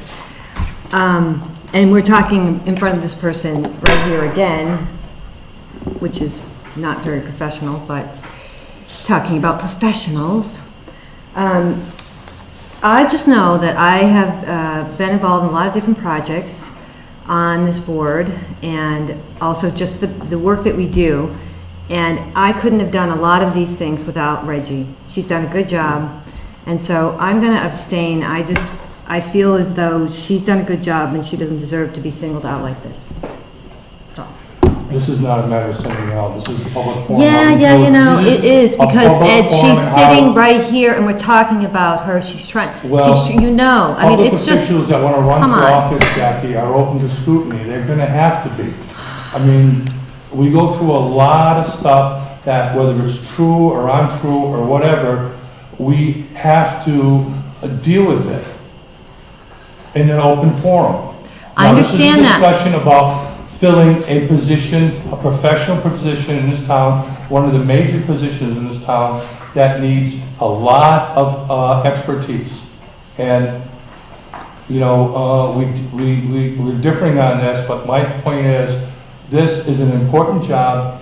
It's a key to how this town functions, stays on top of things, and gets things done in a proper manner. Right, thank you. Well, also, we're not saying that a person that has a degree can't apply. That it's, you know what I mean? Like, the difference of having it there and not. If we interview somebody and we don't think that they are capable of doing the job, whether they have a degree or not, we're not going to hire them. But I don't think by excluding everybody, that doesn't have a degree, a 4-year degree, that you're just putting them down, discrediting them. I mean, they might have other... Nobody's discrediting anybody, Jackie. Here. Well, excuse me. We're talking about a position. Excuse me, Ed. We're talking about a position. I You're talking understand. about a person. Right. No, I'm not just talking about Reggie. I'm talking about people in general. Just because you have a degree doesn't make you any smarter than anybody else. Can I If say you that- have common sense, that is very important too. If you were looking at if you look at two applications side by side without any names, and they both have the same experience, and they both have the same, everything's the same, they've all worked the same amount of time in this job, they've all done this, and one has a 4-year degree and one doesn't, you're going to choose the one with the 4-year degree. Regardless of how long they've been in a role, regardless of what their job, those job experiences and roles are the same, and one has a degree and one doesn't, you're probably going to choose the one with the degree. Reggie, I think you're great, and this isn't about you. This is not about you. This is about, I think that this town will function better, will be more organized, will go to the next level where we need to be when we get a town administrator in here, I feel, that has a 4-year degree and that it should be in. I'm not saying that they shouldn't have a degree. I think a degree is great. I mean, I went to college. I think it's important, but I'm just saying that, you know, every person should be eligible to apply. I think it's just fair. Life's not fair. But I mean, you know, no, but it's not just, I'm not saying. It's not about being fair. The difference between required and suggested. Yeah, I'm gonna get in as soon as I can. What, you know, what difference is required or suggested? I don't. And that's where I'm gonna come down on that point. It's not saying, as recommended is the language that we originally chose or whatever at some point in time became the verbiage. I'm gonna stick with the recommended. Doesn't mean that a 4-year degree, it just opens it up to a wider field of people, some with experience, some with education. It may be a balance, it may be a decision made between the two, but that's something we'll rely on the committee to do. So that, I would come down with, that we stick with the recommended, not required. What's your comments, John? Education is a big thing. And if you look at the actual job description, this is going to take somebody at this level, experience, education, management skills, no doubt. So by having a minimum educational requirement, it saves a lot of people applying for the position. They're really going to go through the process. If you remember last time, you folks asked the committee to do a courtesy interview. Yeah. That was painful for everybody involved because it was just being done for the board. You know, we put the record through it, we put the committee through it. And we'll be glad to do the same thing, but we just want to be clear that you want the most capable, qualified, skilled person for the job. You don't want a glorified secretary, you want a town administrator. But my point is you may find that very skilled person without a bachelor's degree, and that's all I'm going to say. And at that point in time, on a technicality, I'm going to say the motion fails because it's either a tie, or there's no second, whichever way you want to look at it. So the. Well, I don't know. Was there a motion, first and second? There was a motion. There was a motion. Okay. What, Robert, were you saying? Jackie, I'm the chair. I'll be the chair. Tell me you can be the chair. Apologize, Mr. Chairman. Thank you. Robert Floyd, 15 East Street. I sat in that quote-unquote complimentary interview, and it took all of 15 minutes, and 15 minutes for a future of our town is so insignificant. Can I add to that? The committee asked, the board asked us to do a courtesy interview. We discussed it at the meeting and said, we don't want to do a courtesy interview. We did the same exact interview that we did with everybody else. The same questions, the same answers. And if it was short, it was because of the answers in the questions. We asked the same questions, same answers. We did exactly the same. Don is here, Ed's here, Jackie's here. Which brings us, well, I won't bring that, I was bringing up a separate issue that I'll hold on. Okay, well, anybody else? Currently we have, this can't move forward from here. And because it can't move forward because it's 2-2 vote, it stays as is. Which is what we used prior to making it a 4-year degree. So it's recommended? It's recommended a 4-year degree. Okay, that's fine, as long as we know what to advertise. Which brings me to my next point now that we've decided that we have a, I saw the letter from Chief Silvernail who says he's not going to serve on the committee. That's correct. So. Now we have the gentleman, and I forget his name, somebody help me, who was on. Jim Blarnell? Yeah, he was on the fire chief's committee, he agreed to serve on there. Ms. Moulton agreed to serve if you'd like her to. Yes, Recognize me. Yep. May I speak? Yeah, go ahead. Can I ask why the town administrator screening committee was not posted and why no charge was given as compared to the fire chief screening committee? Okay, I can explain that, and Mike, you can elaborate on it. Mike was given the duty of collecting 18 or 19 applications. After the deadline was done, he brought it into me and he asked me in front of the board to see if I could screen them down to take them. At that point, I received them and looked at, I didn't open them. I came back the next meeting and I told Mike, I says, I want some additional help with this. Jackie agreed, and you jump in anytime you want, Jackie, to assist me. And after further discussion and throughout the week before we had another meeting, I felt that the two of us, it was too much for us to do to give an opinion for this, that we establish a committee. At that point, Jackie had a person and I had a person, and they were in this room. Mike asked me to pick a person and asked Jackie to pick a person, and I think the board picked John as the fifth person. Am I right or wrong? It's close to my memory. Yeah. And at that point, the committee was formed of 5 members. Our duty was, we went back and we reorganized. John was made the chairman. The following meeting, John came in and asked the board for its charge. The charge was given to give 3 people to the board so they can make a process of interviewing 3 candidates and to select them. If that's how I felt it went down. Any change in that, John? Okay. And that's how that The charge was given. There is no law saying we have to do it. The board No, establishes there's no, this I understand there's no law, but we're looking for consistency. So when you came in, you actually had Donna, Vicky, John Martin handpicked yourself. Jackie herself. Jackie herself. No, back it up, Reggie. I'm sorry, I'm just asking, why is there no posting of the town administrator screening committee? Why are we doing it for the fire chief? Why are we doing it for the highway? Why are we not giving citizens a chance? Currently, right now, there is no committee for the highway. Oh, you actually publicly announced it. I already received a letter of interest. A verbal one and a... No. I think that the reason that the committee to hire the town administrator is the way that it is because this is the precedent that was set before the fire chief and before before the highway superintendent. So to stick with continuity, let's keep the same people who went through the process the last time with the town administrator position and go forward from there. I'm not going to say that I agree with the way it was. I sat in the audience when it happened, and I think that the way the fire chief's committee was selected is a much better approach than the way this happened. But in order to move along and get things rolling and get where we need to be, the committee that's done it once can do it again. If I may add, when you first hired your town administrator, you had a mix of departments. You had folks from the community, and there were different groups with MRI, and you brought everybody in and interviewed. You did the interviews with those candidates, who then recommended all those folks, residents, departments, boards and committees, recommended them to the select board. And the select board then did the final interview. What is the difference from picking versus seeking other folks? That's all I'm asking. I'm just asking. Well, at this point in time, we're down a road. I suggest at this point in time, we all take 5 minutes to calm ourselves down and come back to this issue. You know, the board is getting supercharged on it, and it's rare to see us do that.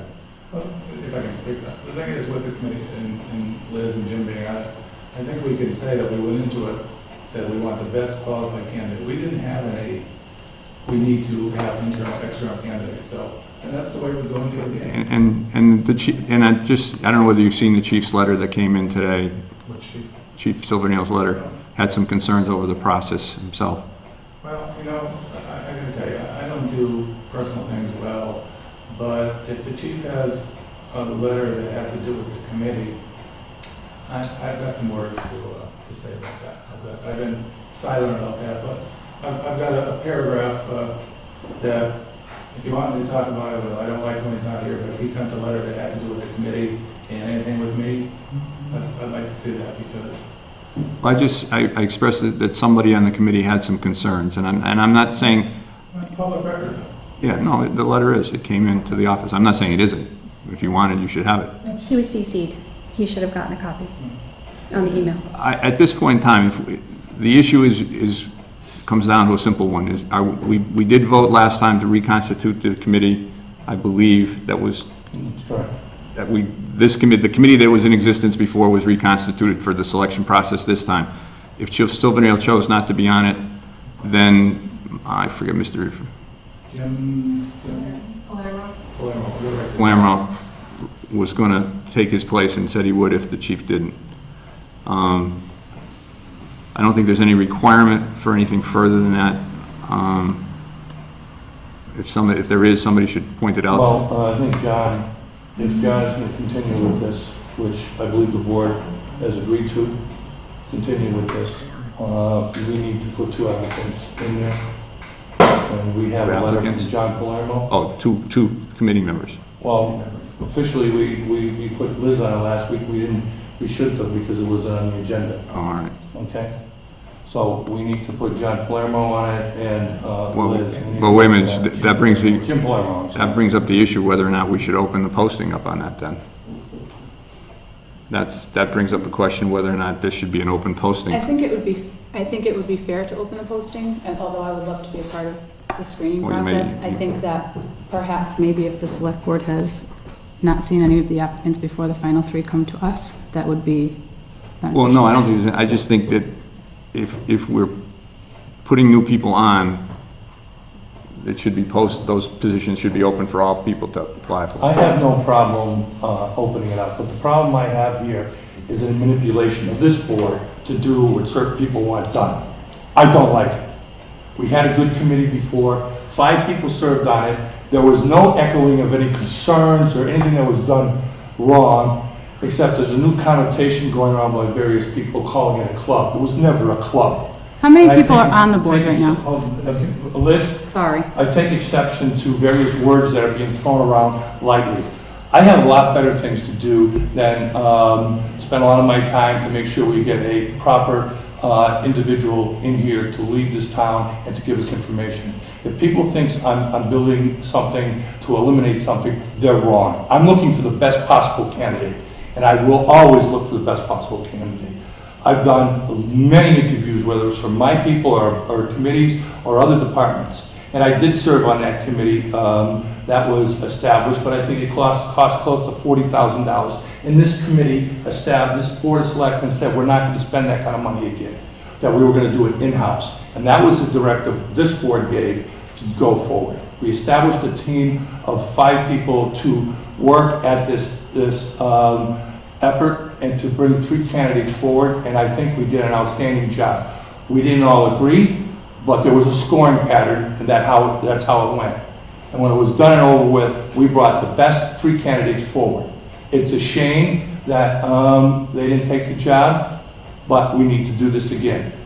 And I take it as a personal insult for people saying that we haphazardly doing these things. It's a club that's being established. I'm talking. It's a club that's being established, and that people in this committee are prejudiced in one way.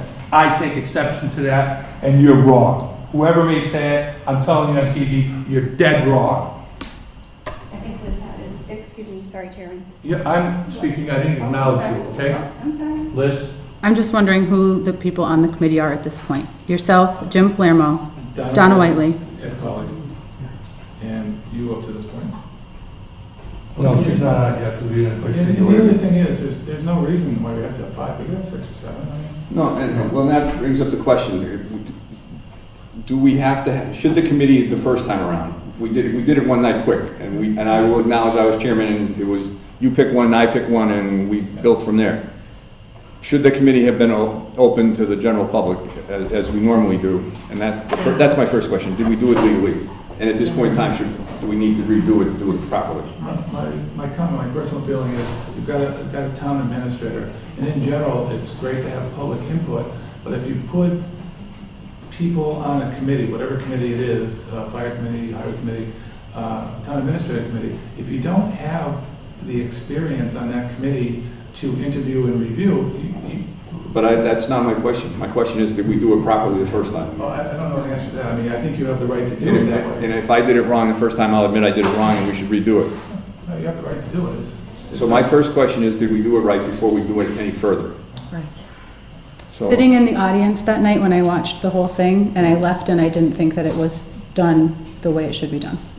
I have a feeling we were rushing along as we've been doing this on that town, and it seems to get sidetracked every time we try and get something done. Yeah, but here's the other thing too. 2.5 years, a long time. Yeah. No. And the process, there was a lot of hurdles, there was a lot of Well, are you- things that were roadblocks, whether it was a background check or whatever, it took a long time. Are you? I don't want to see that go down this All time. right, but are you saying that we did it properly, or are you saying we don't know? As far as properly, I think we've done it the way we've always done it in the past. But that doesn't mean it's That right. doesn't, I mean, the other thing too is, you had 3 or 4 people put their names in. My suggestion is, I think we I'm got. not saying it was done right or wrong. And I did it, so I'll be the first one to admit it. I did it. But I think that at this point in time, we need to stop, make sure it's done right, and do it so no one has a problem with the process. So can we put out there that if you're interested in being on No, this? I think the first question is, if it was done properly, then we leave the committee in place, and that's fine. I think we just need to ask a simple question of town council. If we're having a candidate selection committee, does it have to be open to the public? And if it doesn't, and we did it properly the first time, then I'm willing to go along with the way we did it. If they say, no, it has to be opened up and advertised or whatever, then I think that's the way it's got to be done this time. So we'll only add a lot more time. Yeah, you can do what you want. This is just another roadblock that this committee's great for doing. Wait a minute, No, seriously, Mike. Are you going to do it hurry, or are you going to do it right? I take exception it was done hurry last time. But I'm saying tonight, are you going to rush it It's tonight? been 2.5 years. Are Come you- on, are you- get it done. Right, I haven't- It's been politicized and Wait a minute. personalities have gotten involved. The rationality has just left. And, we need a professional. I absolutely agree with the select woman. Get a 4-year degree, get a professional in here, get some competence so that we don't have things that continually fall through the cracks. I am not willing to do it to the point where it's done improperly, so the credentials of whoever comes in and takes over the job is called into question from the first day they're here, because the object will be that they're here improperly, and they don't have a right to be here. If you guys haven't figured out in 2.5 years, there's something really wrong with this board. Thank you for your compliment. What's the verdict of the board? What do you want to do? Is there a motion? I'll make a motion that we make a quick check with town council whether or not the original committee was constituted properly. If it was, then it stays in existence. If it wasn't, then we redo it properly. Second. Can we add a time frame to that motion? I'll make, where am I tomorrow? Mike, could you do that? I'll make that phone call tomorrow. Very good. Thank you. We have a vote on that? Second. Can I have a vote on that? Cheers, John. Feeling it. Call the aye. And would you please inform John? Yeah. As soon as possible? I'm gonna go make myself a memo right now. Okay. I do have a follow-up question. The ads are ready to hit, so what do you want to wait to call? Everything's on hold again. Okay. So We're talking 24 hours. Okay, that's fine.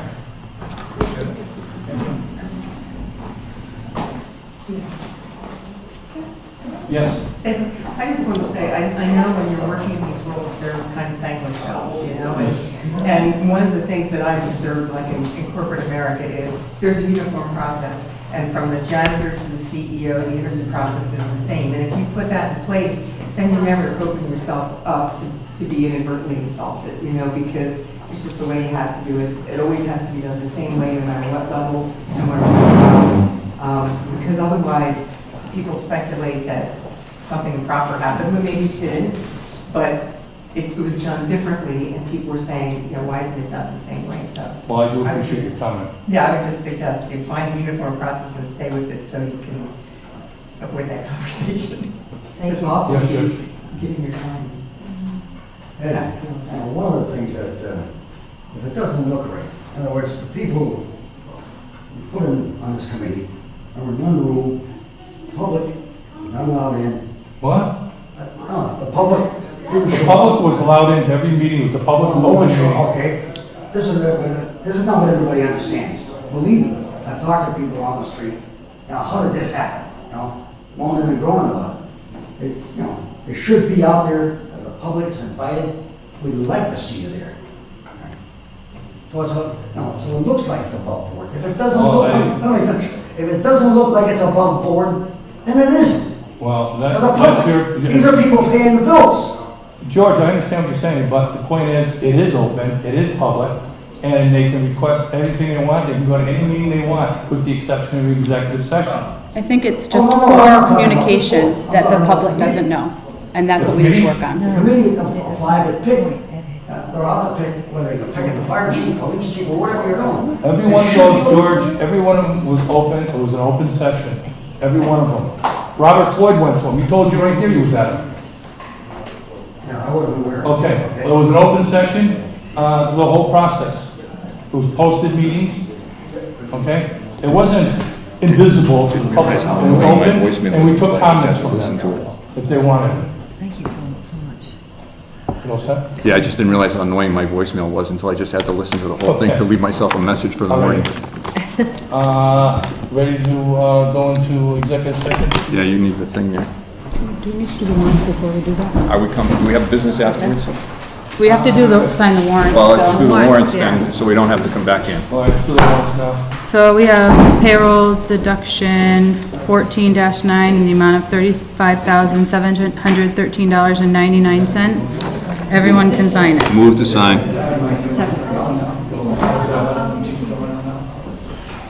I have one on my computer. Well, when I get out of here, We have, John, what's your office number? Or where I can get you tomorrow?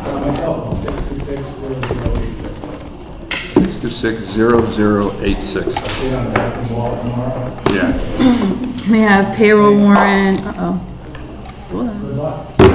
14-11 in the amount of, lying, 14-11-3 in the amount of $600. Jackie can't sign it. Are we passing down single sheets or is there? Yeah, one at a time so we don't mess up. Just the one that you Okay, I signed? can't sign that one. Jackie can't sign that one, but we need a second. Second. You'll miss What me was one. that number?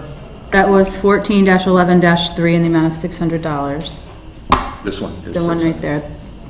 You're gonna miss me when I'm gone because They went out of order in this folder.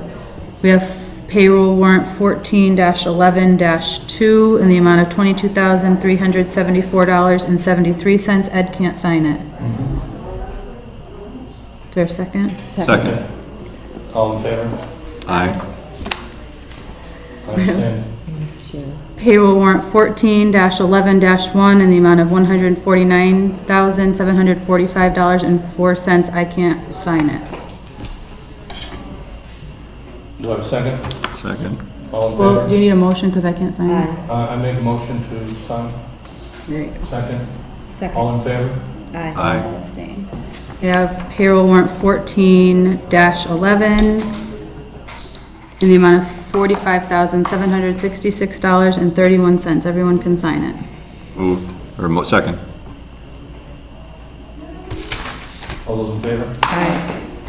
And then we Can I sign that have, one? yes, there's only one that you can't sign, 14-11-2. You have that? 14, no, I think it's underneath his, is that it right there? Yeah, this is one Ed can't You sign. can't sign that one. Well, they got enough signatures anyway. Okay. So, look, Tell me when you're ready. Payroll warrant 14-11 in the amount of $82,552.41. Everyone can sign it. Is that a second? Second. Second. All in favor? Aye. I have one here, warrant 14-9 for $35,713.99. Did we already do that one? Yeah, everybody can sign it. Everybody, okay. And then we have a bill warrant in the amount of $212,042.20. second.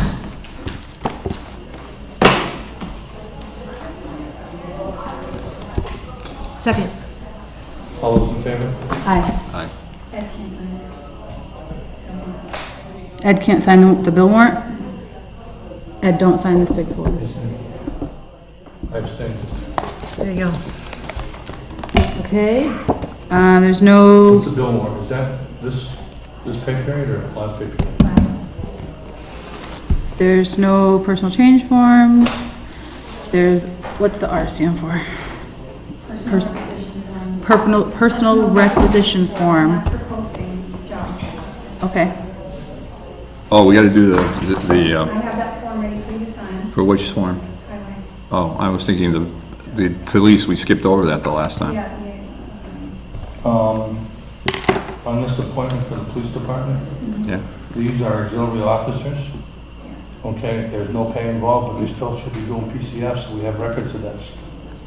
Do we have I don't PCFs? believe there's PCFs. There's no PCFs. When they come through, becoming appointed as full-time or part-time officers is when we get the PCFs. Well, they're on our insurance policy, they're not getting paid, but if their actions constitute insurance claim, we should have some knowledge that they're working for us, whether it's pro bono or not, right? Actually, Chief Sedino brought this to the board prior, and the board had supported the auxiliary officers because it was Yes. a non-compensated position. So- And not until the person graduates from the course is when the PCF comes through. So if you want Chief to do that, I mean, he Well, said all it's I a know is, non-personnel board. It's not, it doesn't, it's So- a personnel board, but whatever you. So are these people to be appointed and then go to school? Is that, No. they're gonna be on the job but now? Correct. So then would you send them a note and ask them for the PCFs? Okay, but in the meantime, he's waiting for these officers to be appointed. We can appoint them, but they have to do PCFs. All right, so tell them we'll appoint them, but to submit PCFs for them. Okay. I move to appoint. Second. All three, Zachary, Bashar, Yeah. Eric, Loico. and Yes. Christopher, As stated in the As agenda. stated as auxiliary officers, In the agenda. no pay. No. All those in favor? Aye. Okay. It's Kuka. No Monday permits? Nothing else. No special And planning T, reports? That actually has not come through. We're waiting from the state to send that. So we Okay. have, it'll be on your next meeting. When's there a primary? For what? For the Senate. The Senate. Oh, Okay, before we go into executive session, I had a meeting with the Board of Health. Your and time. passed a memorandum. That is, so. Fees for Adam, for that room? Okay, because they need it. Okay. Good. I don't want it to become an issue Well, here. while we're on the key issue, the veterans agent wants a front door key. Now, in the past, you've had Mr. Messier sign up. He actually worked the same hours we worked, but Mr. Paquette, his hours are a little different, so he's not really here during the hours that we're here. He's been signing out the key at the police department, so he has requested, and I sent an email to you asking, Yeah, I saw it. would you please, do you want him to have a front door key, or would you prefer him to stick to the same process? And he doesn't mind either way. well, how I would many, say let them keep to the same process. how many times is it every day or is it once a week or? He does a lot on weekends. Yeah, I don't Yeah. know. He's not here when there's people in the building. What I think it's just good practice, and according to her note, that at least there's a time and picks the key up and not. So I have no problem with him continuing that process if nobody. Anytime now for an order of keys. Okay, So he's gonna stay on the police key, he's not getting his own key? right. What- Unless he can come in and explain why he needs it. I'm Right. sorry. Yeah, maybe that's the thing, to say no for now until, if you have a further explanation as to why that's necessary. Another thing too is, Lisa asked me to bring this to the board. When we sign our one-day alcohol permits, we make sure that they have their food permits at the same time, because they've been chasing them there for their food permits at the same time, the Board of Health. And we should make sure they're signed up for the food permit. But how how do we know if they're gonna serve for food? Well, if they're a pavilion with a one-day license, they're there for food, they're serving food. It's a Yeah, but what if health it's a bring your own, you know? It's a health issue. I don't know. All right, well, I mean, we can ask, That's what they but, want. I mean, I'm just bringing it here, you want to talk. no, I'm just saying, how are we gonna They would know? like to have their food licenses done before we okay the liquor license, that's all. So can they just submit that with the whole application? Yeah. And if he doesn't submit it, I mean, how can she know? Yeah. Okay. What about for the highway superintendent? We're gonna, Something here for that? yeah, we're gonna post that or not? Yeah, I thought it was posted last week. I don't think, We had to sign the paper. we didn't sign it. As department head of the highway department, do you want me to sign it? I think that would be inappropriate. I think one of us has to sign it. Well, wait a minute, are you I signing? gave a letter to Eileen this week on my date of retirement. What's that date? That date is December 17th, that vote was November 13th or December 10th. Well, you did sign it as the highway department. Yeah, you're You not. said. No, I said No, not. you said don't. No. I'm just gonna sign over you. Go ahead. We were watching, we're going, you wasn't supposed to be doing that. All right, somebody sign it for the select board. I can sign for the select board. I think you ought to Just keep your don't. name. You ought to keep your name off of it. I hope so. Otherwise, you'll be back to being highway superintendent. I don't know. All right, we're not coming back into We are not coming back in executive session. I'm going to read that we're going to go in to executive session, chapter 38, section 21, chief's contract with the select board only.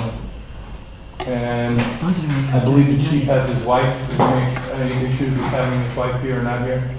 I don't have a problem, I think it would be the chief's problem. Move for executive session, Bill and I, Molten eye.